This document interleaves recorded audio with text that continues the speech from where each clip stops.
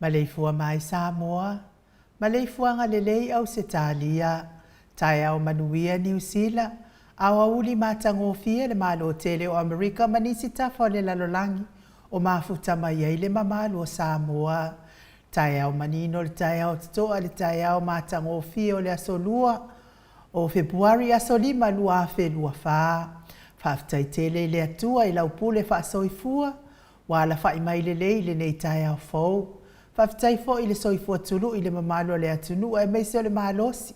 Fai ai ona whaatino whaiva matiu te masani ai le mamalo o Samoa i aso taitasi.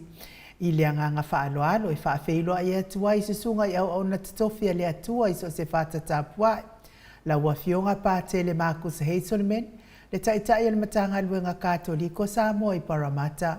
La susunga le whaafea ngainga le maot Samoa vi ingo le atua. La susunga Reverend Esau a Sora Viena le ana ma le whaletua ia o Pulasi.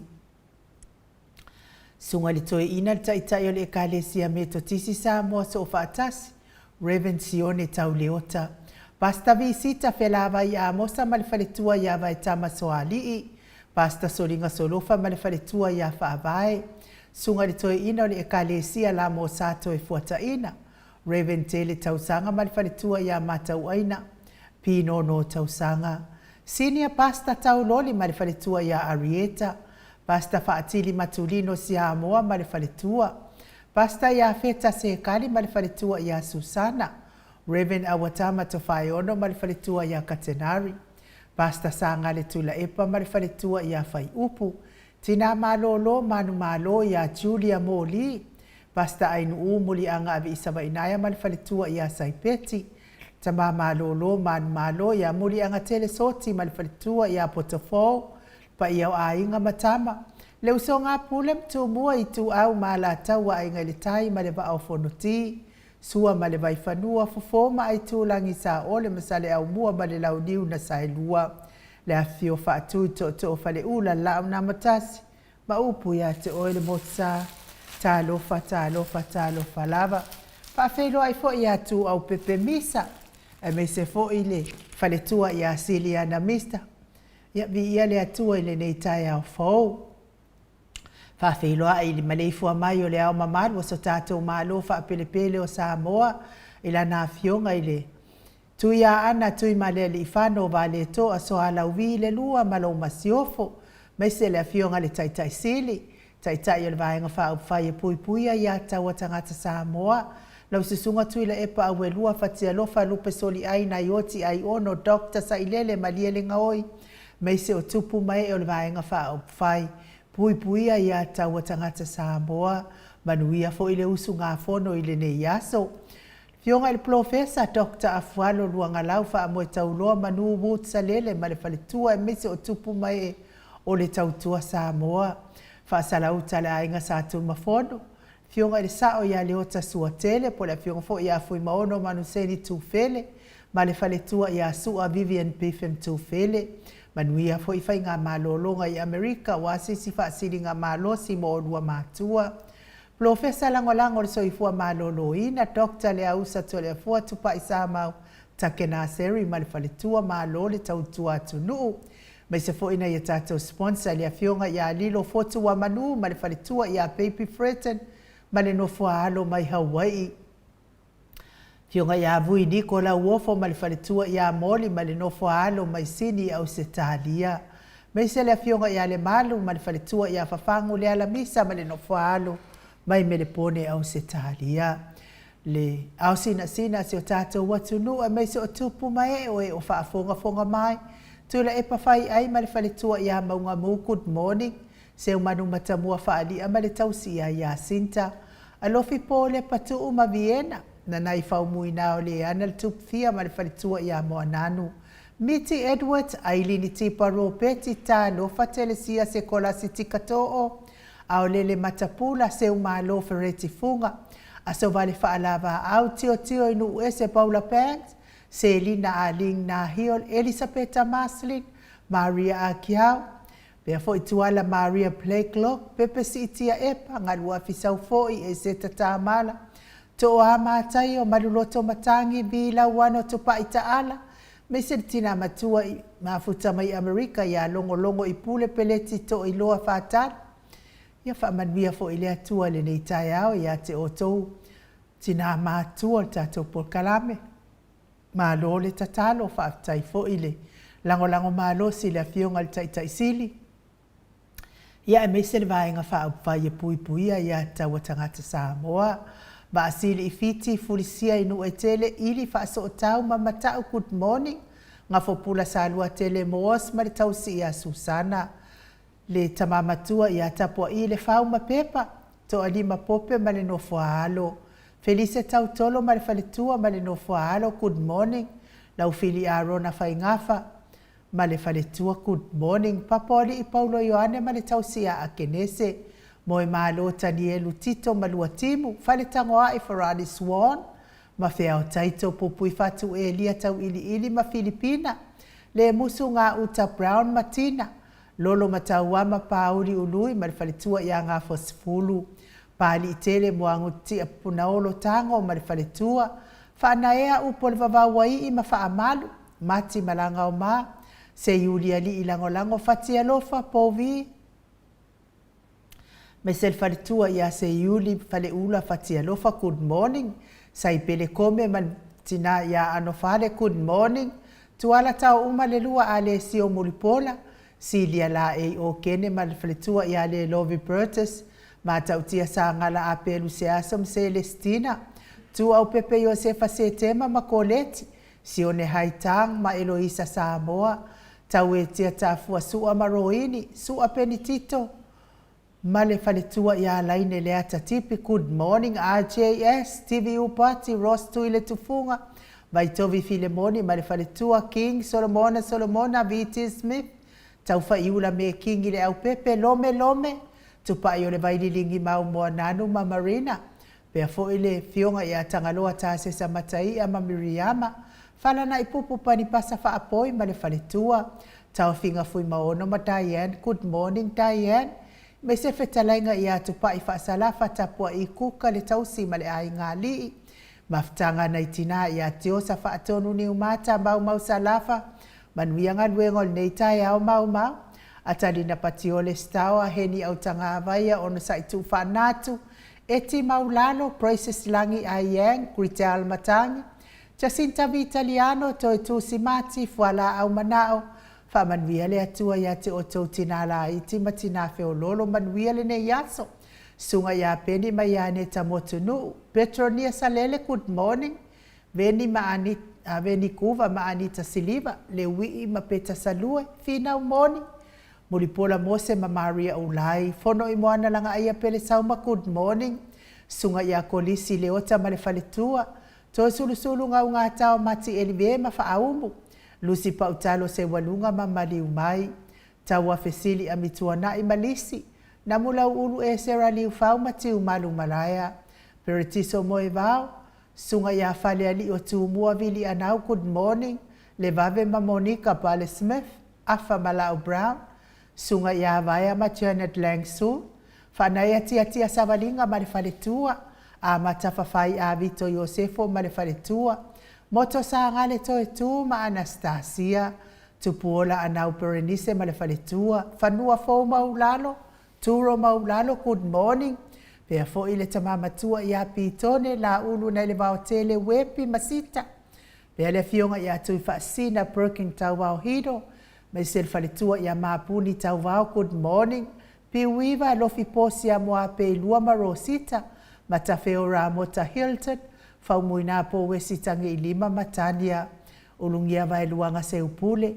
Ni umale kaume valo ia pasui mulivai matausi, good morning. Balai Felice Ioane male ai ngali i mafuta mai Honolulu. Ia mei se fo ile a fionga ia le fau wa otu ua ngā seata ma le faletua. Ia Lisa Solema Laban, good morning. Au atua Julia Leifi, taila faalua ma le faletua ia Ali Itasi. Yosia ma Jenny Savila, good morning. Pia fo ia taateo fatia lofa. Se milona maunga, good morning. A me se fo i mainu woti. Le tapua inga le ekalesia katoliko Samoa i ruti hio. Lio mori tufunga. Ma le tausi ia natia. Liuliunga tale tofa le taulangi ropeti Stuart to le afua. Ma le tausi ia lominga. Ono fia na au mamanaya ma le afionga ia sula deisim. Ma le nofo halo. Ma se le tapua inga le sao ia tau manu pepe sopo tafea mali i tonga tuki. Ma le faletua ia peka paka tonga tuki. Talenga ia sa mau le atinganga iono soli tamali i timani sa mau. Le tausi ma le ai ngali ia vi ia le atua le neitai au fou. Maise le mafuta mai le matou apio fo linga. Tai fo ile. Mafuta mai lunga le tatu ma le whaafeilua i whaalualo mai. Whaalua kaula ia manuia lo wasa whaalua. Pea fo i Willie P. Smith whaafitaitus tusi mai wha manuia le atua. Te wila maxi ia whaaftai tele mai se fo i matafua whaamatua inu Brussels. Ia matafua whaamanuia le atua ia te oele faltua. Tui whaasina Perking tau vau hido whaaftai le mafuta mai. Ia mai se fo i Harvey Hay ia vi ia le atua le nei tai au. Le talenga ia tupai whaasalafa tapua i kuka whaaftai le mafuta mai. Ia ai mo tupai whaasalafa tapua i kuka. Ia olo o momoli atu ia lo whaanga o Vasili i fiti fulisia inu e tele ili whaaso o tau ma le whaletua ia matau. Mo lau whetalenga tupai fulisia inu e tele whaasalafa tapua i kuka. Ia olo o momoli atu alo whaanga o ili ma matau mo lau whetalenga. Le tama malo manu malo ia muli anga tele soti, good morning ai wa inu ili nganoa whaapea fo ili tapa au whaasina ia tole foa sunga ia Mike ia mai sele au whaafonga mpa anga uman ma o Samoa ingo le atua whaatalo whaatu fo ita isili le fionga ia Honorable Dr. Tuila Epa Sailele malia le ngaoi whaapea sui uma le HRPP ma lorso i fua maua ma le langi e mama ia o taua fionga Ayo ainu ia manuia tatou pokalame ne yaso whaaftai ia te oe ta malolo man malo malo faltua ia manuia fo i lua so malom tua. Pea fo i Rina and Lucky ia mi ia le atua lo mafuta mai lunga o le ai le ala tele i lunga o ngaluenga ia ave le lau loli te iwa. Pali tonu o nei tai ao ia fa manuia le atua mauan malo si o wari fia ngai mga luenga. Sami ami tua nai fa aftai le mafuta mai. Ai mai se fo i tangaloa tau alo whangia ia fa manuia le atua. Cecilia lua manuwai fa aftai le mafuta mai. Pea fo i Sing Fred and Koleti Changi. Fa aftai se Yuli Talavili. Se Yuli Talaivi fonotoe va. Fa aftai tele le mafuta mai manuia fo i lo waso. Mai se fo i le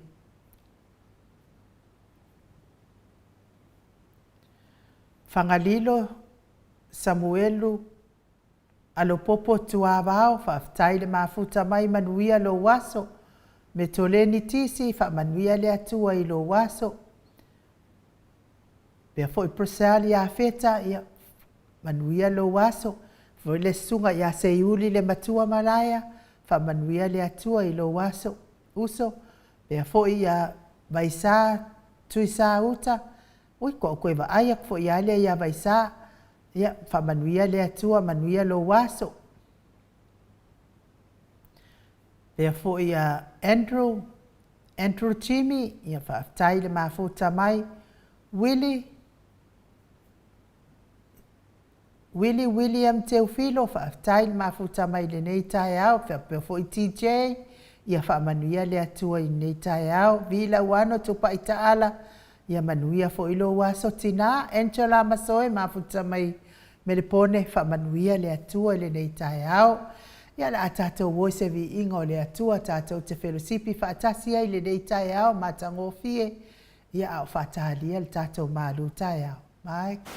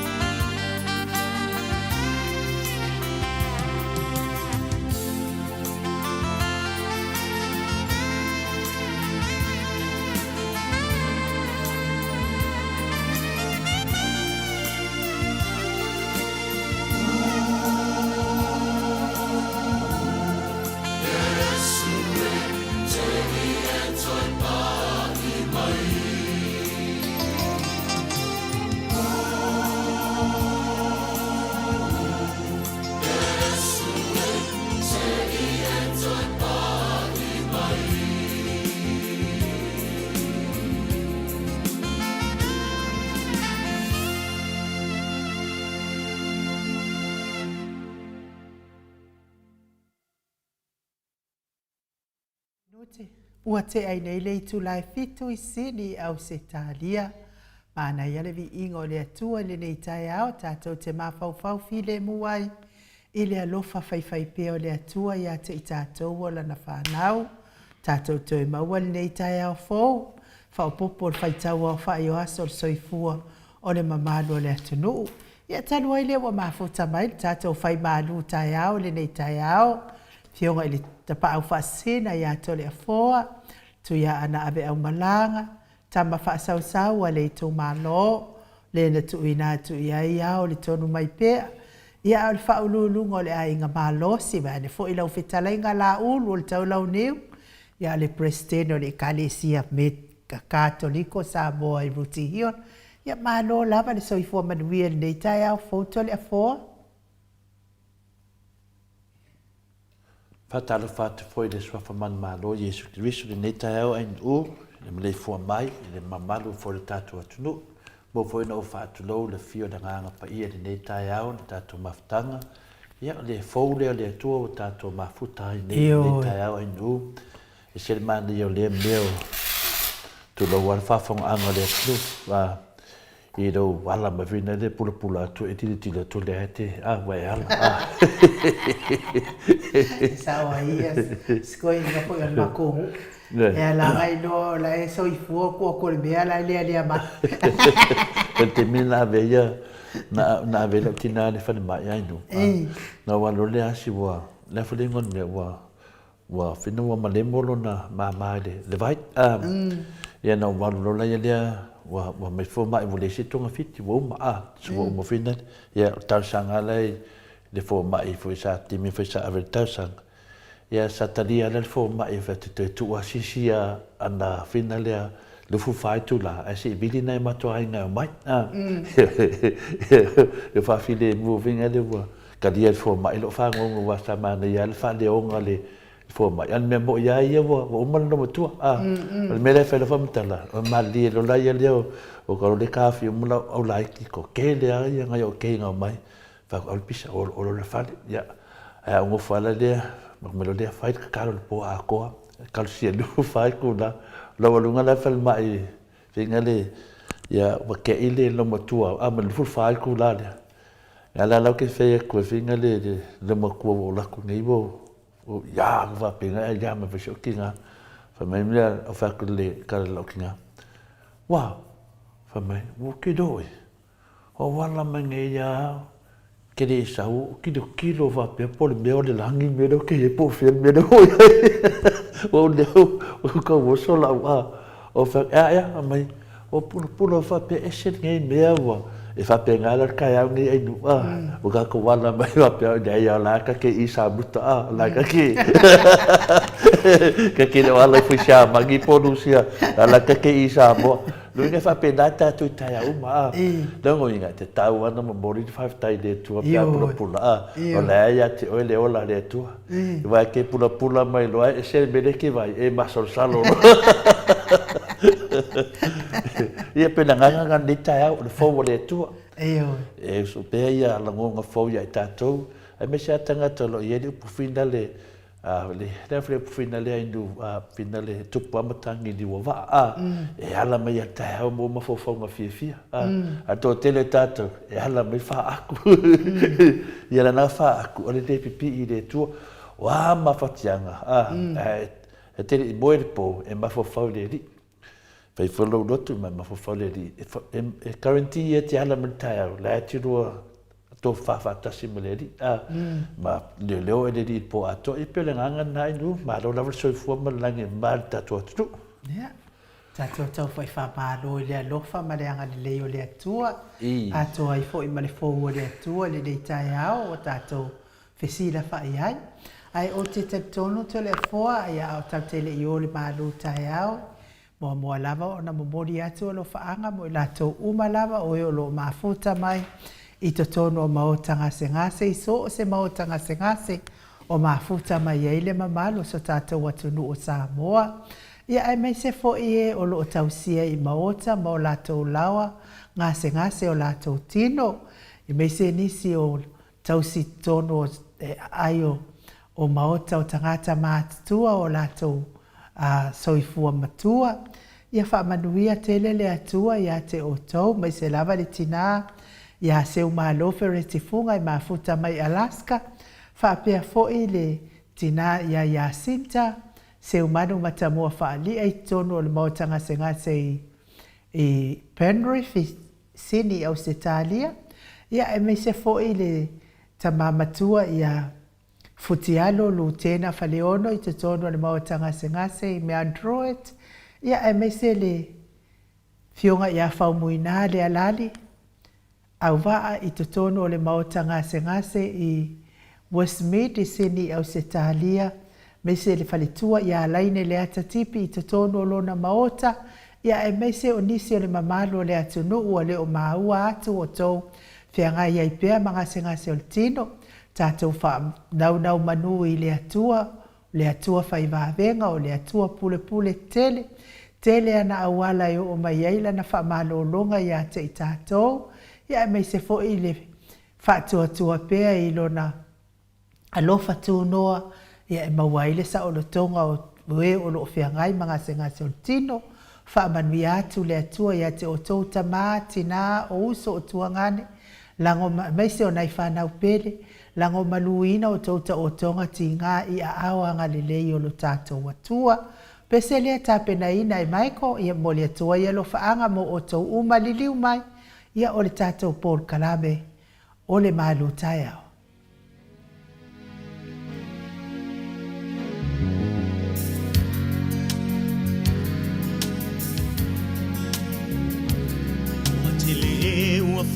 Mai wale ai sofia fia ai o Yesu ele ai se tasi nama ai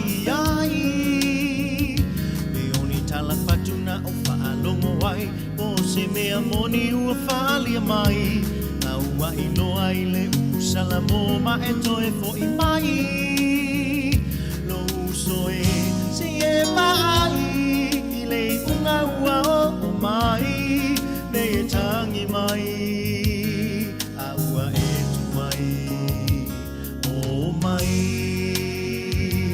tato va ai i fa ai longa wa tutupu e lo na to e a fio mai e visiano matala mai sa uni ai fa balolo si aule fa mai mai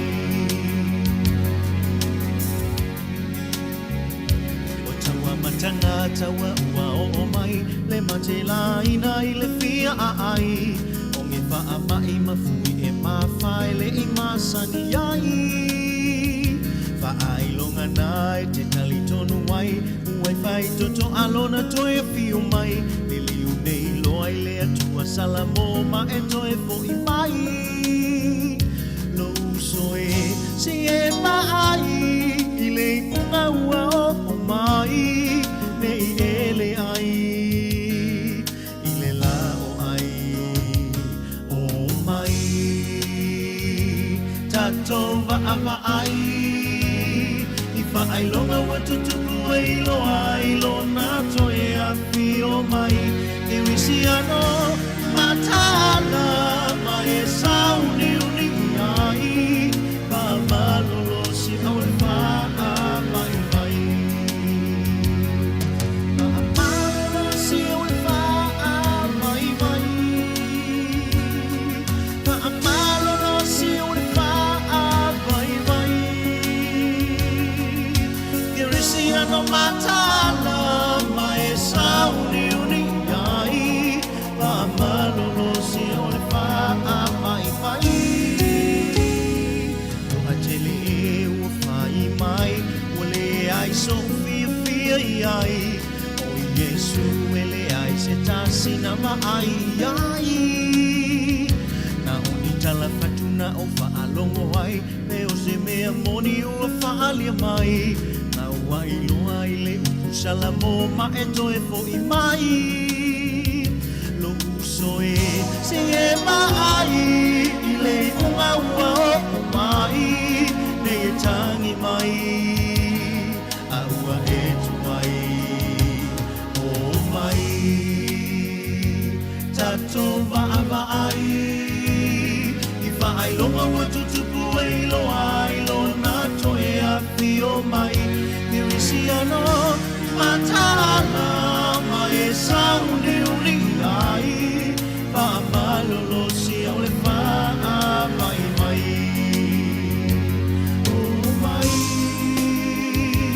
tato va mai I fai longa wa tutupu e lo na toe a pio mai Siano matala mai sauni uni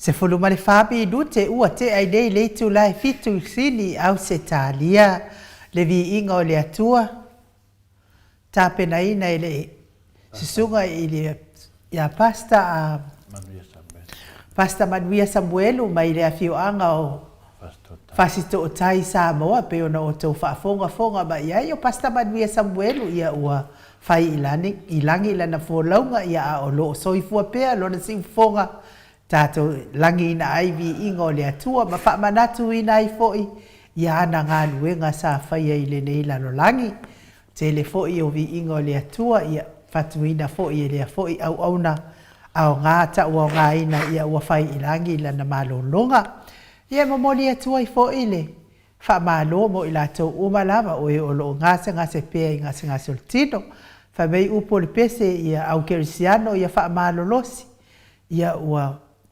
mea ua waaia ia ua tau mai a tātou wa lata mai le toi a fio mai o le tātou atua. Ia ai o mea ia tātou te waaia nei I si o tātou atu no I Samoa. Ia ua whaailoilo mai a tātou. Ia o to tele I lātou o le au atu I tanu ngā malala. O ona o le amio pio pio ia e me se foi o le fafau atua i le anga i le si uso a tangata o le ele o se whailo ilo la o le malo le atua a o le whailo ilo o le malo sa tani ka ngwa balala to le afoa manuia le manuta te loa nei te loa whamtalanga sawa o le pesele na usuina e la fina le fionga foi a famina sunga foi le pasta mia Samuel ia le wa failangi le folanga ia le pese ia fina le atu tupu mele me nei o tatu lo wala talata maile la talata maile unga la langi longo winga tau tatu ta pena vai e le aso ia a te mafafau si tu lang le wa ta o si tatu tunu pe ia sa pese le wa ta mai o tau mamao tatu mole tu pe vina le wala ta mai tatu tu mai ton wanda ia tatu fa vai le fa pe atu tupu nei mia no fa pe le to yo so mele la le ai o me o mai tupu le aso o mai le aso ai no to sa fu le aso fo me na ta u te le upu le to yo so fo le la wa me o ma lava ya wanda i goto le la o ita pe malama me fu ta ya o a fi me tupu le aso nafi yo watu na me sa fu le fo le to ni ya si vai ngala la le o so le la o son balepe Nei, e de kaunga oso se malepe, kaunga oso na masinga. La e la tō dunga le pungsa, e oso role lao le malam nai nu. Ai whaftai tele ma le avano, tuina mai foi. Whatau nu, foi se tasi foi vanga tā ua, le pokalame o le maru, whaleanganga, ta mama tina matua, i ta eo te tasi. E le aso nā nei o le aso lima, masina o mati, dua fe lua suma le wha. Ia la fa mawina e fone maru whaleanganga i lungo penga te whailangi. Ia wā foi le sila mai mua foi o ta mā mātua matina mātua a wā foi la tō waso whai pēa. Ia o te toi whātārofa ma toi whāwhiro ai atu le fio le nganga pa ia le netai au i le Maleifua mai, le soi fua maua ma le langi maina. Ia te o tau le alofa tu noa ma le manuia mai le atua ro tātou ta mā a toa ma le li o Iesu Keriso ro tātou o lii ma lo tātou whaola. O le tātou tusi whai tau la netai au. Wa mō mele le tusi o whaalinga e tolu. O lona whai upo e lua se furu, whangata mai le lua se furu ma le lua. O le whaalinga lona mta upo e tolu. Ia o le whai upo e lua se furu, whangata mai le lua su mai le lua, whamamole ainu u. Whaauta, o te tui le pui pui ma o tui atu. Ai se tasi e whaalongo mai le o leo. Ma tatala mai le pui pui, o te uru whale atu ia te ia. Ma te tali sua fo'i mai ia, o ia fo'i maau. O le manu malo te abatu ia te ia ma te nonofo whaatasi maau i lo unofo a ni. E pei oa o fo'i o na o manu malo, ua mano nofo whaatasi ma lo utamai lo na nofo a ni. O le wa iai talinga, i nā whaalongo mai ia o ia i le mea ua whetarai mai aile, le anganga i e kalesia. Whamore nu te toi whaitau mai ala whai upu wa mole lua se fulu. Whaauta, o te tu atu e le pui pui ma tui atu.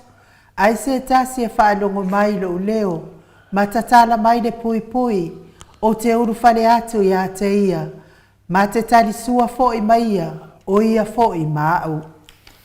Whamanuia le tua i le whongaina o na fionga, pa ia e nei tai au. O le upuni nā le li i mo i tātou. I le whāringa e tōru. Arona whai upo i lua se furu. A whai e whaalonga mai se tasi leo leo. Ma te tala mai le whai tutoa o te ulu whale atu i a te ia. Ma neia, tātou whanonongo so o i le whaitusi. Mai le fiong pa ia le atua, ia e tere lawan whamanatu, ma whamanatu pea. Au le nei la tai au. Ma le tātou maru whaleanganga. O le ale winga o le mea, leo o ta ua e Yesu o ia o le whaitotoa. Tui atu i le whaitotoa.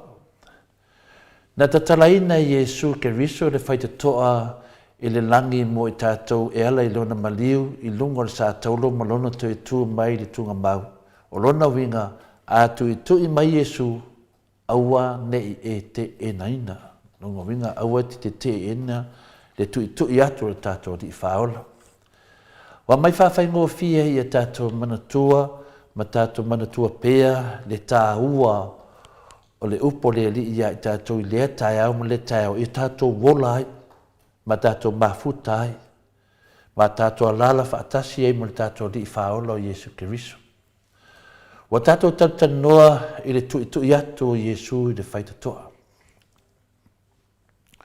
O le ale winga ma se fi au tā ua o tā ua ai e Yesu o ia o le whaitatoa. Le ala si tātou manatu le awhini mawhauwhaunga i te tupu ifo pe a tātou tatanoa leo whapea mai Yesu o ia o le whaitatoa. Se tui atu ia te ia. Manatua fo so se mota lava e le ititi ma le tasi le whaitatoa. Nongo winga so se whale lava e le whaitatoa te uru whale e whanisi whaitatoa te ui e toi au tafa, po tua, po whea lava. E tofu a le whale te leo na whaitatoa. E whapena fo ia mo meo atunu pe Australia. Ia ino whanga e te uru whale me Australia pe te uru whale me le valele. Ia pe te uru whale me le waa pe whapena fo i. Whapena fo i le whanaunga e sala elu. Whanaunga e sala elu ina uru whale kanana le nu o na fola e le atua ia te le atou. Nau i atu de vaitafi o Yoritana. Whapena lava le whaitatoa. E mo awala e te ui iai. Na lawe ina i le atou i le atua me le nofpolonga mai sa wanga i atu nu e sili atu o na le leipe o ai kupito. Ma o lo tu mau pele na nofuanga i aso nei. O mea ia whapenei mo le awala e te uru whale tuai i se nofuanga. So se mea lava. Ma o le mālona o le atua e iailo na whaitatoa. A o le whaalawe la e na o le tasi lava le whaitatoa wa na o Yesu Keriso. Lea tatou te talanoa e te le awala e te ui e whea ma whea. Ia po whare whenga renga fo i e te latu le whaitatoa te umi le whaitatoa. A o le maota la e le langi.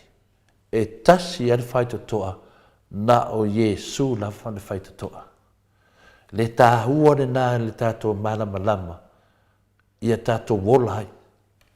E ui e le tele o le mau whaitatoa i e ta apesoru. A le whaitatoa i le langi na o Yesu lava le whaitatoa. Na ia fola mai o au o le whaitatoa. A whai e ui mai se tasi e tiau e whaaola ina o ia. Whamawina nei tonu le Ioane se fulu o rona whai upo iwa. O le folanga na Yesu. O au o le whaitatoa.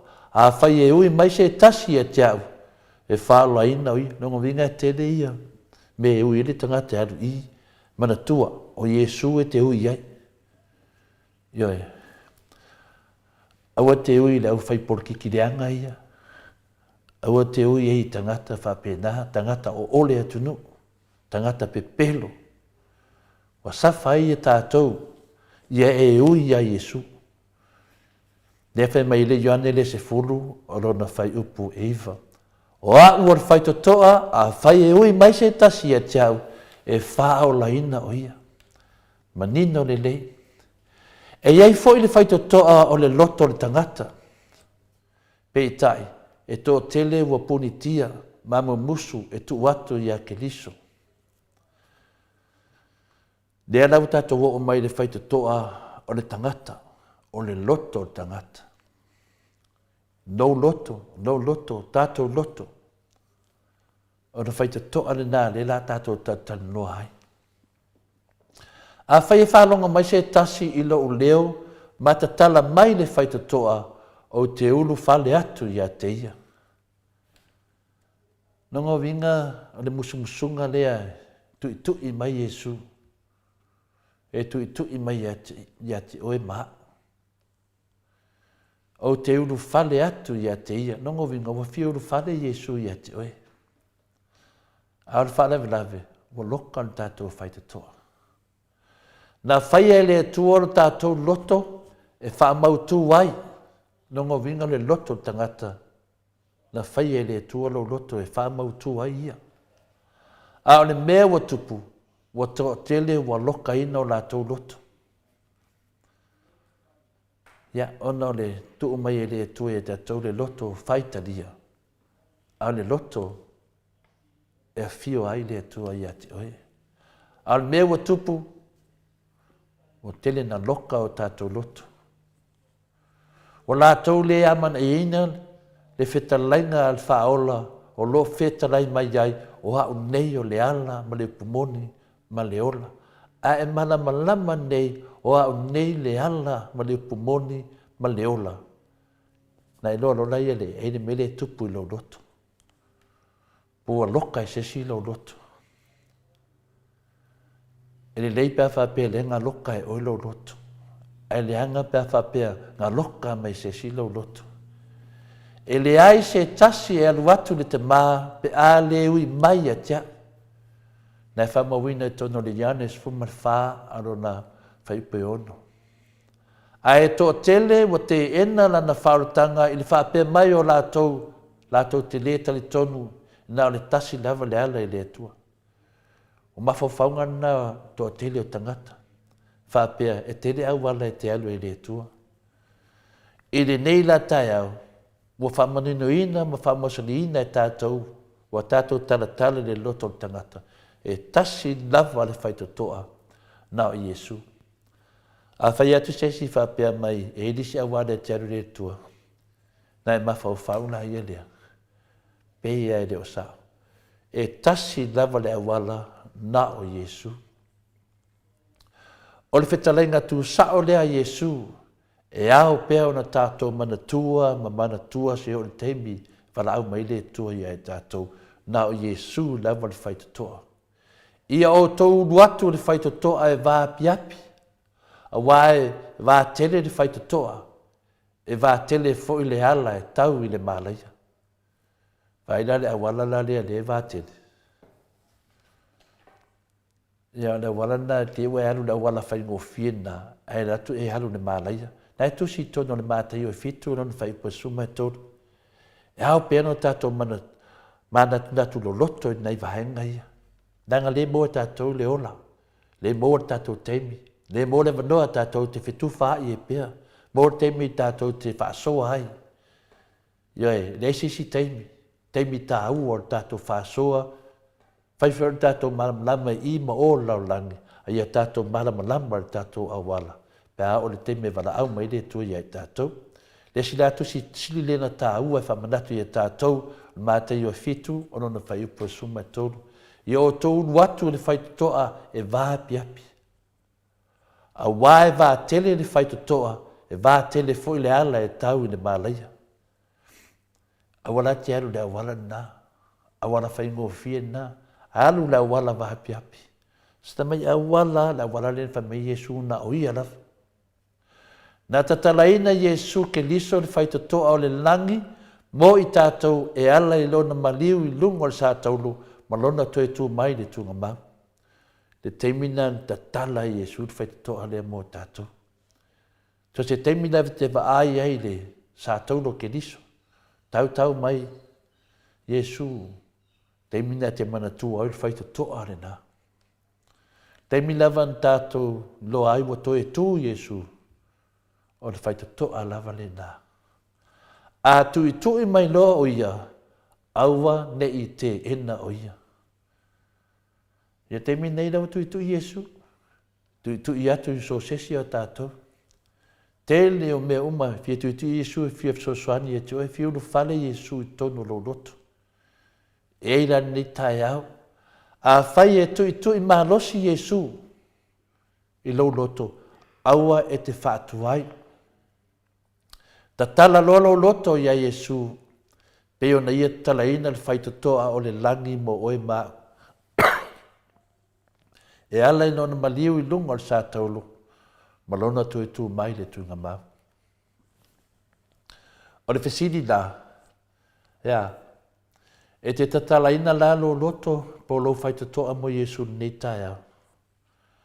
Ma e whapea atu ia Iesu ki liso, fia mai to tonu. Ia o le Tātou maru whareanganga le nā ta mā matina e ne tai au. Ta talo tātou loto e whia mai e Yesu. Pe o nei e talaina le whaitotoa o le langi mo i tātou e ala i lona maliu lungo o sa taulo. Ma lona tu e tu mai le tu ngā. Amen. Whaftai nu mo le manoa, tuina mai e. Mo i nima whauwhaunga whareanganga e a wahafo i le. Tāpena inga o le. Tāpua inga le mamalu le tinu e me se foi ta mama ti ta matua ta pena inga o lato malanga sa. Manuia lava ne yaso. Alo. Whaftai lo fionga le tapau whaasina tole a fōa mo le malu tai au nei tai au. Ia.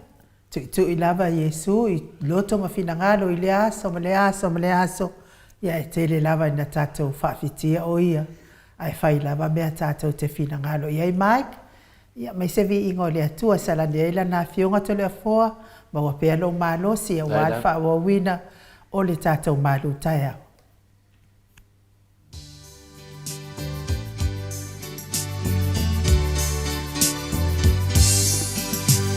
Sing them over again to me, wonderful words of life.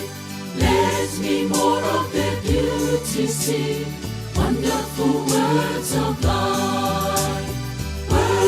life and beauty. Teach me faith and duty. Beautiful words, wonderful words of life. Beautiful words, wonderful words of life.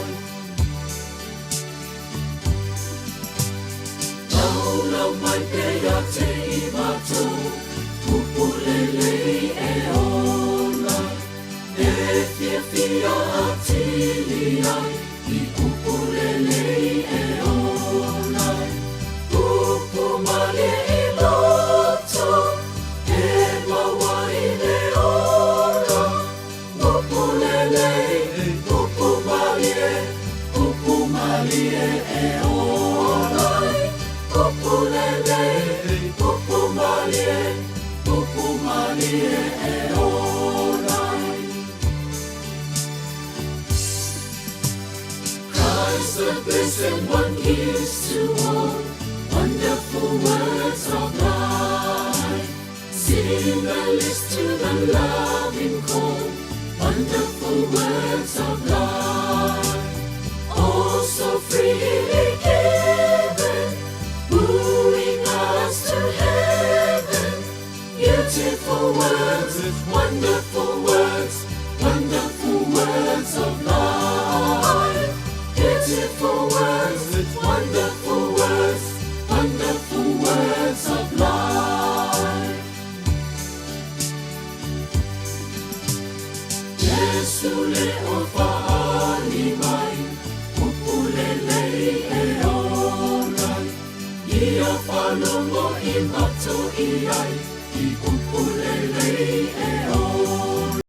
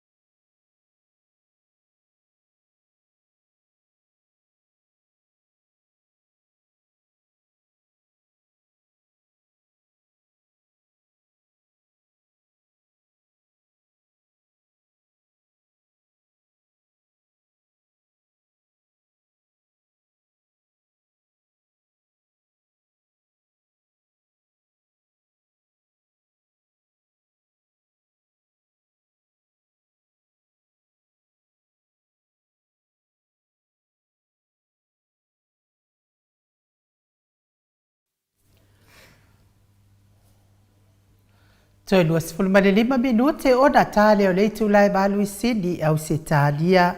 Vi inga o le atua tapena ina le kalesia Katoliko mai Ruti Hill pe ona o tau whaafonga mai ai.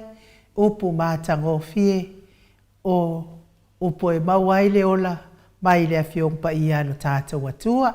Ia a o whangasoro pea le tātou pokalame ia o tātou lea ua uma o na lafo tātou laulau e 5 e pei o na wholafola ina atu le mai aso o tuana i nei. Ia lea lau mo wha atu le si laulau e tasi se i whai pesa o le account na mai. Ia lau tau nuu ma le manuia na laulau e tasi ia lea lau to so atu ai loa na po ma tātou laulau e wha. Ia nuinga wa 5 tātou laulau lea ua wha te atu i o i New Zealand. Ia ma lo lava wha aftai a te o tau uma o e lango mai tātou pokalame ma misfo i lātou o e malanga. Wa to tele lava le tātou o malanga. Tina matua i atuala Maria Blakelock. Ia o le whaletua ia upulasi ia lea ua uma o na totongi mai ia ticket. Ia whapea fo ia mata o malanga ia tole a 4 mau.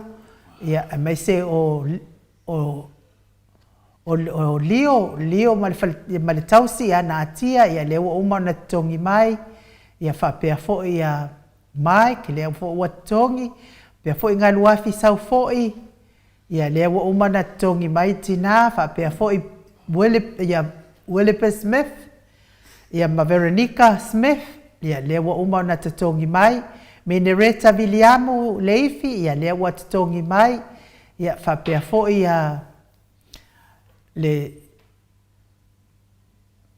tatu o malanga atoa, ia lea la lau umatua, ia tatu o malanga, pea fo ia matamatangi, Elisabetta Marcelin, tu au Pepe Yosefo, Setema, ia lewa umana tongi mai, Langi Ayang, Veta Arona, whapea fo i tangaloa whandia, ono fia na au mamanai, ia lewa tongi mai, pea fo ia Yosia Savila, Jenny Savila, Semilona, lewa tongi mai Semilona, whapea ia Luatimu, Whalanai Pupu, Teotoe nu ese Paula Pans, lewa tongi mai, ia le uso ia Mau Salafa, Vaya Langsui, Janet Langsui, Tāteo whatia lofa lewa tutongi mai, whapea fo ia alitasi whaalua, ia ma taila whaalua, whaaftai lewa tutongi mai ia la nufoa. Lilo fotua manu, ma le whalitua ia Baby Fretted, lea fo ua tutongi mai nufoa, Baby Fretted, whaaftai lava ia te o le whalitua. Ilo sisunga ia kolisi leota, ma le whalitua, whapea fo ia le whau wao tuua, Leiben, lewa uma na tatongi mai tama matua, me se faltua ia Alisa, so le ma Leiben, lewa tatongi mai, mana yona alo to alua, ia lewa uma na tatongi mai, whapea fo ia Reverend Tausanga, ia lewa tatongi mai le nanufoa, ia male faletua ia matau aina, lea fo ua tatongi mai le nanufoa, ia o matamatangi, taile mata o malanga lea, Whapea fo i nifo le whau tofi, ia le watongi mai lo no foa, sunga ia pali tele mo angututi a puna olo tango, ia me se fo ia sianava, whaftai lava ia te otou, a le otou tele nisi e le i tongia mai o lato no foa, whaftai lava mo lato ia oe o uma o na tongi mai no foa, ia ma whaate atu wai tato, ia le wha moe pe maua se stato lima umana tongi nei fo i vai aso ia mawhaate atu ai. Ia le laulau le apostolo anga lei mai sini, ia lewa tongi, ia lewa umana aluatu tupe laulau na, whapea fo ia le laulau mai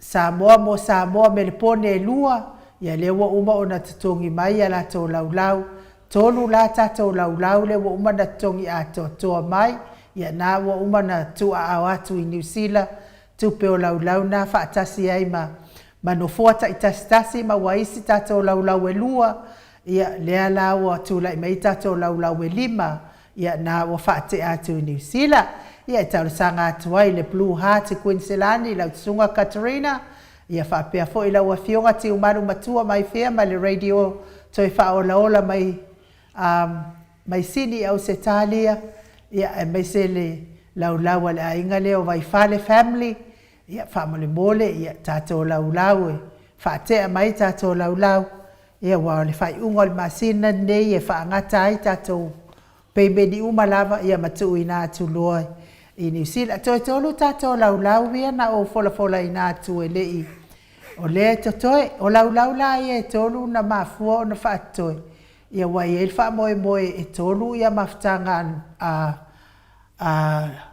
HRPP me le pone ia tasin maftanga lewa whaatonu mai rato laulau na Samoa mo Samoa ia le tai fono ai le fionga ia tuala ia isi maftanga e lua o le HRPP malosi ia te le mawaina le ia le mafuai ona tu isi tatou tikeri e tolu whapea i fo i ma le maftanga le HRPP i Queenselani ia le o ba ia tu ia le o so tai mai lava ia le la to sa la tatou laulau ia tolu tolu lava tatou laulau ia toe ia tatari tolu lava ia o atu le aso le ato le fuwa mai ia la to ia sa so animai tatou o malanga i le malanga ia ai so animai le o malanga le maut Samoa vi ingo le atua pupu i fatu tau ili e lia ma Filipina e lua se lau lima sefulu tālā tau whaiula me kingi le au pepe lua se lau lima sefulu tālā te o sa whaatonu ni umatai ono sefulu tālā ono toa mātai o e lua se lau lima sefulu tālā ono sa i te uwhaanatu e lua se lau lima sefulu tālā lusi pautalo se walunga malifaletua ia maliumai e se lau lima sefulu tālā to sulu ngau ngā tau mati malifaletua ia whaaumu elive e lua se lau lima sefulu tālā whapea fo i Samoa o soali mai Amerika e lua se lau fitu sefulu tālā Petonia salele mai Amerika e lua se lau lima sefulu tālā au atua tiulia leifi fatai e lua mai Amerika e lua se lau ma le tālā valu sefulu ma le lua sene taila whaalua ma le wharetua ia le itasi e tas mai melepone tasi le afe tālā whapea fo i le talenga ia se umanu matamua whaalia ma le tausi ia sinta e lua se lau tālā ma asili fiti fulisia inu e tele ili whaaso o tau ma matau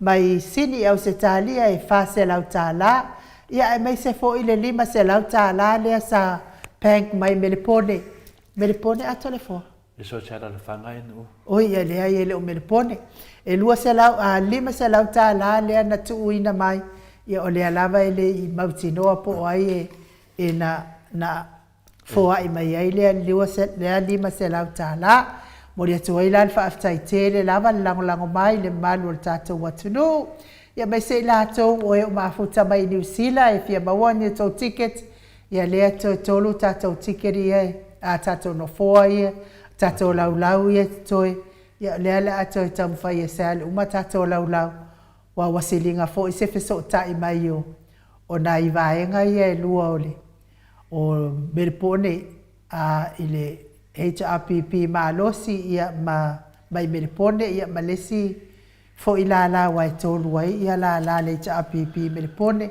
ia tasi Queenselani ia le i mafuta mai lava ia ai le seme o iai ai le mai alo fasisilanga ai nu ia lena tau no mai le se leni ia le sunga fa fengainga ia Reverend tu au pepe ia misa ma Siona whaletua ia Siliana, whapopoi foi lau li Silia tato Malanga. Ia unomo mele la se leni mai i New Zealand. Ia e lua ia la whenere la pepa iau na totongi mai laua ia tia la fumai. Ia whapea fo ia le lima suta la le me alofa mai ia heni ia tonga vai. Se o tina ia heni, whaftai heni. Ia lima suta lana me alofa le mo tatou whaingamalanga e nu, leo tau nu mai. Ia tasi fo i le awhinere nu foa le wa puk mai le sunga ia vaina lepa. E finale ia i whapopoi fo i laudisi. Ia au tulanga na heni e lima suta lana na me alofa whaftai heni, no lava oe tina matua, whaftai tele lava le anga lei. Ia, pole ala vase me fo ina ia sila le atua le awala na whatino ai, whatu tuma le atua me ua whanga ngau ina, tina whaftai le lofa. ia a mese lava i le ia pasta tua o pepe misa ma le faletua ia siliana faafetai lava ia te o lua matua falanganga ia naunau lava tatou te faatasi le tatou mafutaga ia ua foi le faamoemoe le tatou mafutaga ma le fioga foi le taitaisili a Dr. Tuleepa ma le faiga malaga i Samoa ae mese foi le avanoa lelei lea e mafuta ai foi ma uso mo tufafine o tamā ma tinā matua o le tatou faiga malaga mai le maoto Samoa viiga o le atua o soseituani laolagi le a tatou faatasi ai i New Zealand i le aso ua taupoina ia mese foi le suga ia vainalepa ia te vili atu e faamautū ia taʻufai pokalame ia mese foi lea ua taʻu iā ainuu ma faailoa atu ai ia senufua mo lausuga vaigalepa faafetai leaga lelei mai i le tatou mafutaga tamaiti o le vaimauga ia faapena lava ainuu lea lava e gasolosolo mai lava le alufa pe ana fai atu o le iai tatou laulau e tolu lea ua saunoe ainuu lea sa faapafala mo isi foi tulaga ia a lea la ua faapea mai foi tamaitai amota ia lea ua tatala atu mo tatou lea lava la e moa tatou lufoa ai tonu o tatou laulau ia e tolu tatoe e faapena ana manaia le tatou saofai manaia le afia mai foi le faiga malaga le taitaisili ma silasila mai foi le toeina le afio atu ma tala atu foi aau ia se ona mafutaga foi luga o le maota o Samoa viiga o le atua tatou ilo lelei lava ua tolu nei tausaga le tatou mafutaga ma le afioga le taitaisili a Dr. Tuleepa ae mese foʻi le failautusi le vaega faaofai ia lala le pule ia le avanoa lelei lea tamā ma tinā matua o le a tatou militino faatasi ai ma le afioga le taitaisili ia mese foʻi sui uma lava le tatou HRPP le ala foʻi lenā ua tafa ai foʻi le finagalo ia ainuu ma le auaona vaivai tatou mafuta e lē maua nei vaitemi le uma lova nei vaitemi le toe maua ai peitai ane ia o le apuʻe le tatou video le apuʻe nei o tatou ata ia faalelei atili ai le tatou pokalame mo le agaʻi luma a lelei lava na puipui ma putiputi le tatou mafutaga talitonu e tupu lava iesu tonu ia i tatou lea lava e tuʻituʻi mai iesu le faitoa ainuu faafetaitē le lava mo le avanoa ia nai mea na e toluufina le faamanatu atu le tuataunuu mai ia te aʻu ia faafetai lava Henry faafetai ia manuia lava lou aao i taaloga pe a alofa tele atu mo oe ia ai Mike mai se viiga o le atua mo le atua ia lo faaga mo le aumalaga i aukilani ia mai se foʻi latou uma lava oe o loo tau mafai mai se faafogafoga mai le mamalo so tatou atunuu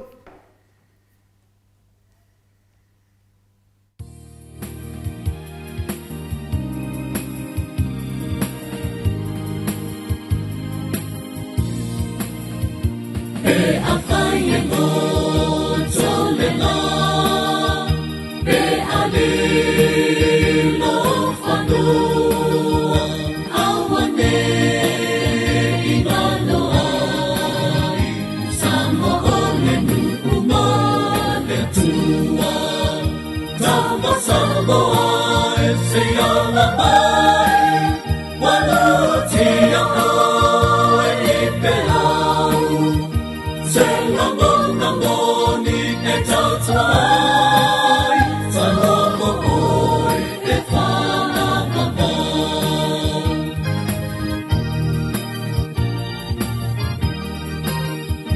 Pe ao Sofia ono sa E natangi whai ngata Le atu e tausi mai Pule e file mai Tama Samoa e se ala mai Waluti a koe i peau Se ngona moni e tatuai Sa momo oi e whaapapa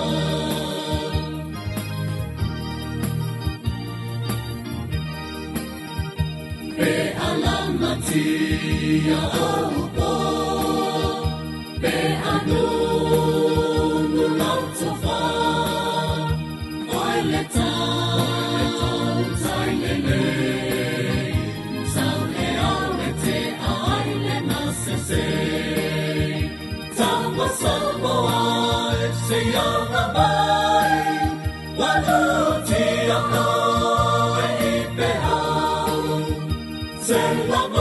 Ngoni e tautai, Samoa mo oi e whaapapa.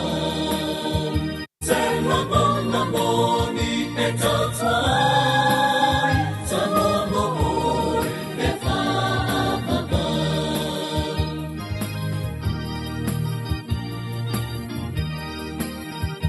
Pe alamatia aupo, pe anu no fa, oi le tau tai le, sau he au e te ai le na se, tau Samoa e se iana mai, wanu ti ano e i pe au, se ngoni e tautai, Samoa mo oi e whaapapa. Tama Samoa e se iana mai, wanu ti ano e i pe au, se ngoni e tautai, Samoa mo oi e whaapapa. Samoa mo oi e whaapapa.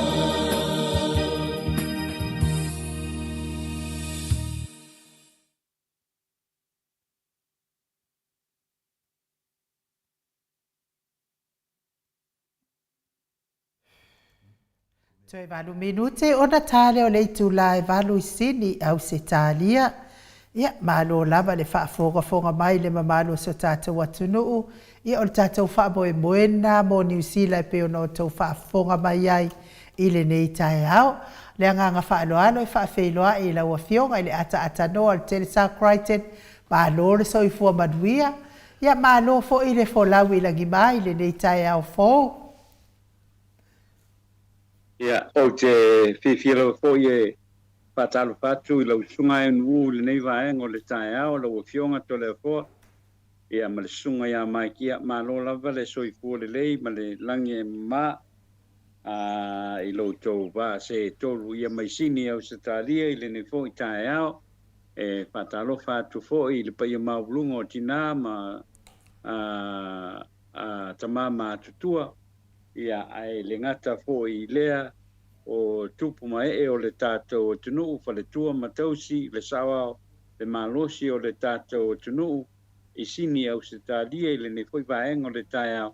Ia mātou te whaatalo whatu mai i Samoa nei, le o mai i le pea i le tai au nei. Ia mātou te fia mātou te whaatalo whatu i le nei foi vaenga o le tai au. Mā lo le soifua ma le langi e mamaa anu to le forma sunga ia mai ia i le nei fo i tae au vi ia le lofa ma le anga le leo le tātou tapa au le langi lana pule wha so i fua i o tai mai ai i le nei fo i tae au fo ma lo le so i fua ma le langi e mamai le nei tae au ia le lofa ma le anga le leo le atua la ua fionga to le forma sunga anu le nei tae au ia vi ia le li o tātou au lia mai i lona lofa ma lona anga le lei i le nei fo i tae au fo ma lo le so i fua.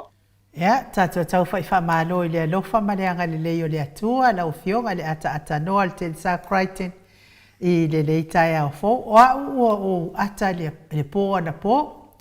Sa o whaalongolongo i au telefona na lafo mai le pō ana pō. Ia, whapea mai telefo, whapea mai le afionga le ata noa le Telesa. Ia, o le tātou tala muri, tātou tala whaiu. Eh, mora ki malmoli. Tusa ainu tusa le meu tu ele o loa tano mo pin pau ole le flow fionga pau nai la me peso to pau da norte sa ole le fionga le ata norte sa ole ale taina tato telefo ai mana ia tato teleno ai neta ia ia pa mal bulu tu foi ia o wa fionga e le ngata ilea ia o le pa ia maulungo lo tato tunu pa kongo mai na I whale tonu sa iai le pon po ia. Te masalo le ua lafolo e lu le ai ngā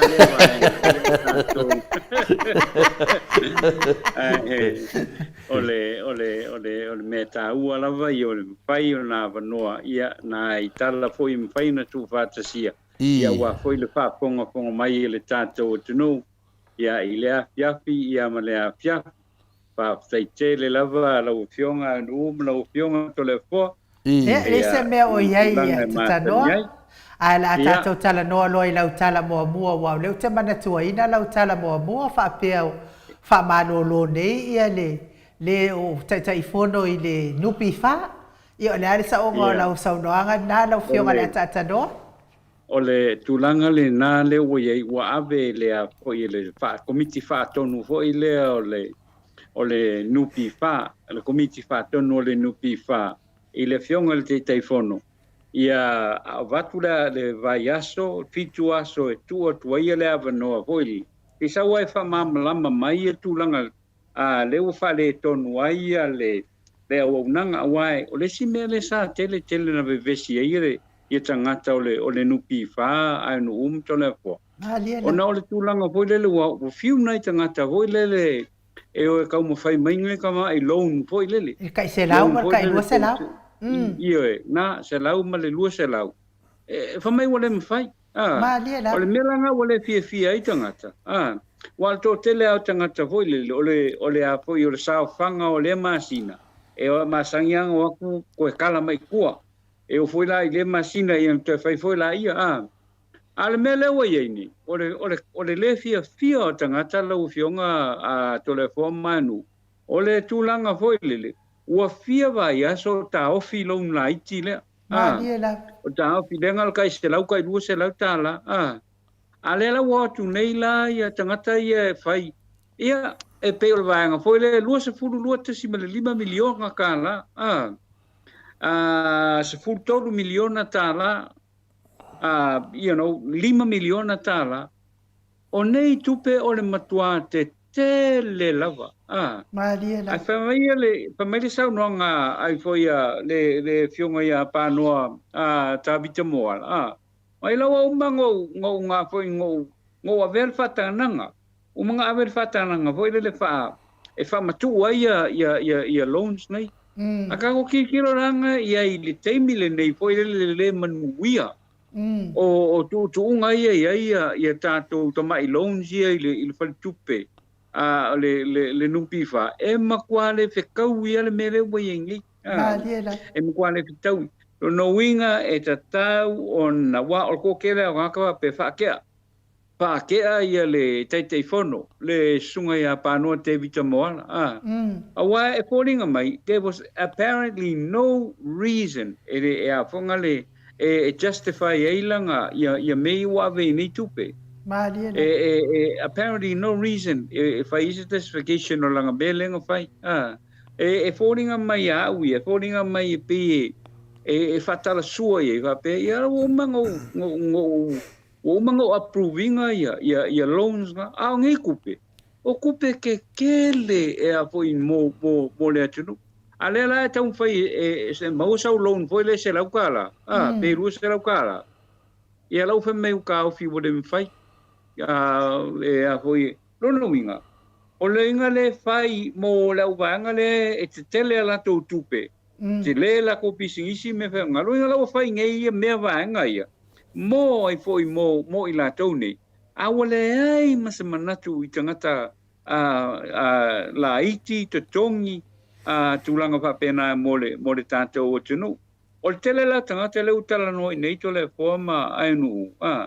Pakea o mai le whakua o mai ngai au mai whai mea wale. Ele ai sola to manatu I le manu lau tele o le tātou o tunu. Io e. E pēr stau whamamla mangal nao le mele o tupu. Le ala wawe ia le wawe I le fitua so lono winga. O le aso varleile po le aso tō nai o le vai aso nei. O te tau o na iei se whamatalanga mas e tali. Nga I au whai sao panga o le tātou o tunu mana tua foi. E le ai ama se si o ingi kupe kongu I. ngā o kupe la wale au whaisawhanga o tangata o lae whainga luenga mālosi i le tau mo whainga o lato a inga ma lato wa tina e. Ia leo o mai ngei la whaka ape solo le nei tupu. A wa a whaile tupu whanga hoi le. Masalo pe apale, lua se puru, lua su 5 milionga ka lae aluai. Mo le fa soina o nai tupu whanga i. Ale o aku wha akolu.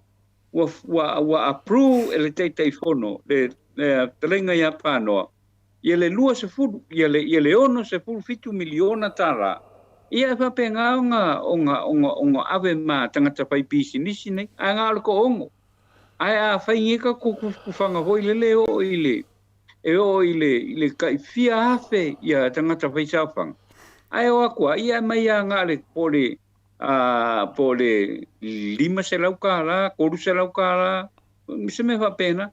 Lo no winga ya uia maro fa pena. O ale makwa o ole la vai ngali ngai ole o apoio. O tangata pai sao panga ole nupi pa. Ole manatu na ia la ufionga no ma la ufionga tole foi. Ile mata u la ufionga le ata do te sawo la me fawo e saudo. A le foi o te tilo atu iai. O le foi wa ta ape mai lunga o penga te whailangi e iai foi ia pe 5 miliona ea le wa wha matu atu mo le pisinisi whangu vai a pisinisi vai ale au waha ai ia lo na winga la pi fōringa mai o se mea foi o lai au ia ili fina ngā lole o le tatou minsta o tupe ia o le tatou minsta o tupe ia Kula i mai lo le o pesili la o fionga e nu. O fea ere sa o ngimea. O fea ere sa o ngimea. No justice. Absolute no justice mo Samoa. Piu tangata Samoa e tau mo whai ati na e o lanto a inga. Ai a o mai lo meia. Ola, whai ngō fia le disbursement o le kai 4 milionga kala. Ai, ole, ia kailo iai. Kailo iai le kilo iai foi lele. A fa pesa tupe foi lele lua 5 miliona tala, 10 miliona tala tu va penga. You know, fai le due diligence. Nga kilo lele iai o pangoa. Kilo lo le o pangoa po sa ola nga mela fai. Ole sa ole mela fai. Le ka ke iloa a alu alu fal kupela le palkupe ANC pale tupe foi le pioe alula ia falkupe nga ile ANC ile National Bank alu ia falkupe nga kwa ke le ole a foi ole kului foi le foi ke alu e su me ia kupe nga mare kwa ke le ole le mafai ya pe no pe you know mo pe le ole ya wala ia it's unfair mo tangata ho ile fai sa fanga ale nupi fa very unfair very unfair ya ale foi mo mai le si famtalang ole tofa ya pano ngala kwa pa ngoa ia sengilonga ngoa alu pe ya o me la ko ainga maliela ole wan me nga lu kupu wa ia sengilonga ngoa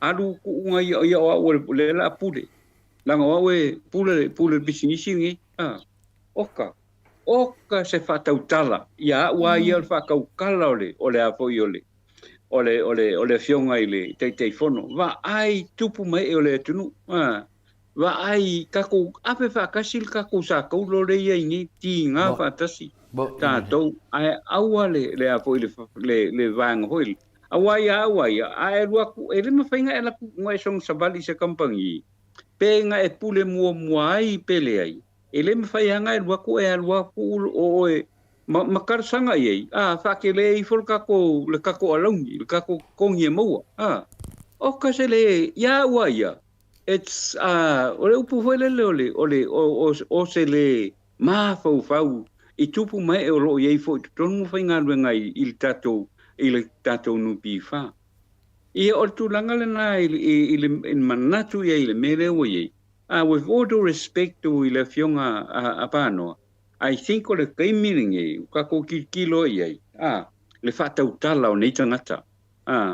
pa tau tala o nei tangata le wa kako kilo ai le wa pule ala ko e de a waku e no me ta la ko le kupe la ko ke mo ai lo kon kara ke ngi ka kongole ole a fo iole ole nupi fa se banga nai a kong o mo se alongi fo le la tunga wenga la fa ye but it doesn't give you the right. It does not give you the right. Papea mai o e ongal mele le ai. It's not yours. It's not yours. Mai o te ioina foi la ia le recommendation. E e tangata recommendation fo ngale wa ave kongole ole pod wa tatau ona tapa ina le fa ma vaenga. Ale fionga fo ia to fa ia panoa. Ile tal fengai ia le tulanga lea le o ia fatau nuina ia mise lava o kako nupi fa o le tau fai atu le ile a fo ile tulanga ia whangai o ia mau se mana i manuia mo tangata o le tanto o tunu lau fionga lau fionga to le fo malo o le mea moni ia male mea te tauna tatou a pina le anga ia tulo iai whamata mwhainto e tongi mai tupe ia wāru Whamata lai finale wa le te vai atu nei ia pion mele o sau no nea inu o le 5 miliona tala per sao e lai nu ia le wa finale o le wa batu nai le finale le Au vai. ia le lato pio bota o le mele lai whamata langa ia e le tati le manatu foi tati tau tala ai pi tati tala noa ono le afianga le o fina le tupe ale atunu mo tupe la ia le atunu pe o matou le supa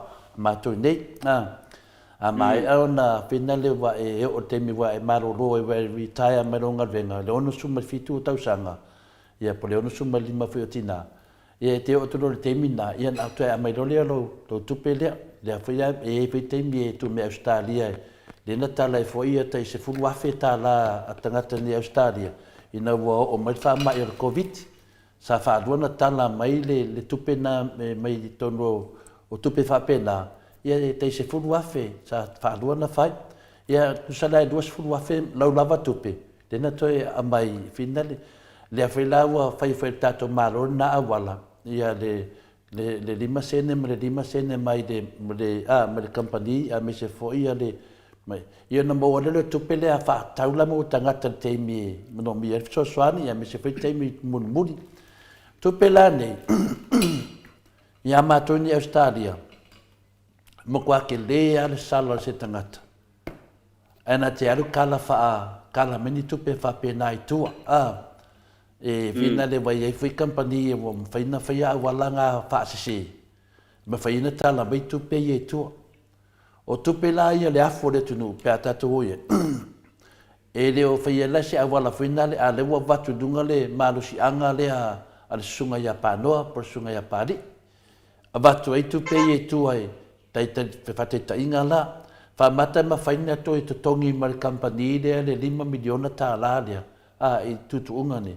Whamata e ma whai e tangata ia lesi a lena whamea inu se fulfa afe e lea fulfa miliona lena pe o le sifui o ngali o tupe la nei ne fuafua atu loi te se lauta la mata ia feta la le atu le mamaru le tunu i la tu watu pe e taunu no mai ai le mafai a leo atu nei tangata tai tō tasi ma nei company e nal tō ongo le la vea marisi e kāresia ai matuu mai ai le 8 miliona ka la kai 4 miliona ka la Ona makua le make sense le sunga ia pāngoa ke minga ia tia. Ke le loa po le arko e ngā mawhawhau. O mawhawhau o tangata nei pe a tu a se situ. E ave tupe nei, wa lalo te loa le toi maua mai. Ave man mauti noa e le toi maua mai. E mau whaingo mela e whika ai le koko nginga mai o tupe nei. E masaloi umatu le whainga malo nei le nei. Toi mai le si whainga malo. Ia wa le mawhainto e tatongi. Dala me mawhainto le mawhainto e tatongi. Ia. O mea ia e tauna whalpui pui. Al mele iai o tupe le atunu. E le ni tupe a pāngua po tupe a pāri. E le ni ana tupe. O ia o le tangata whainga renga o le tausi mea. A whai la e whaasea tangata. Waka kauanga kuri pari. Io e, o le matua o vai nunga le le whetau I ranga mea wa whai. Ana pe le tala no tātou tai, se lau awhe pe tai dua se lau, e tau wheo lolo lafa. Awa kawakala ngoi milionga. Ana le tō ongo tangata ia mo kampani ia wa ave ai. Tato atu le I le kampani le au wa ai, yan minsta o tupe le wa ai. E le ta tau fo I la minsta. A wha pe e kau wali minska o kupe I meia. Waka kau fo minska o kupe ia koi kilo ia le malo. E ese an manga ia mai lumba. Au kua. Le wha de kong. A wapela le ia ngei. Ia nongo vinga.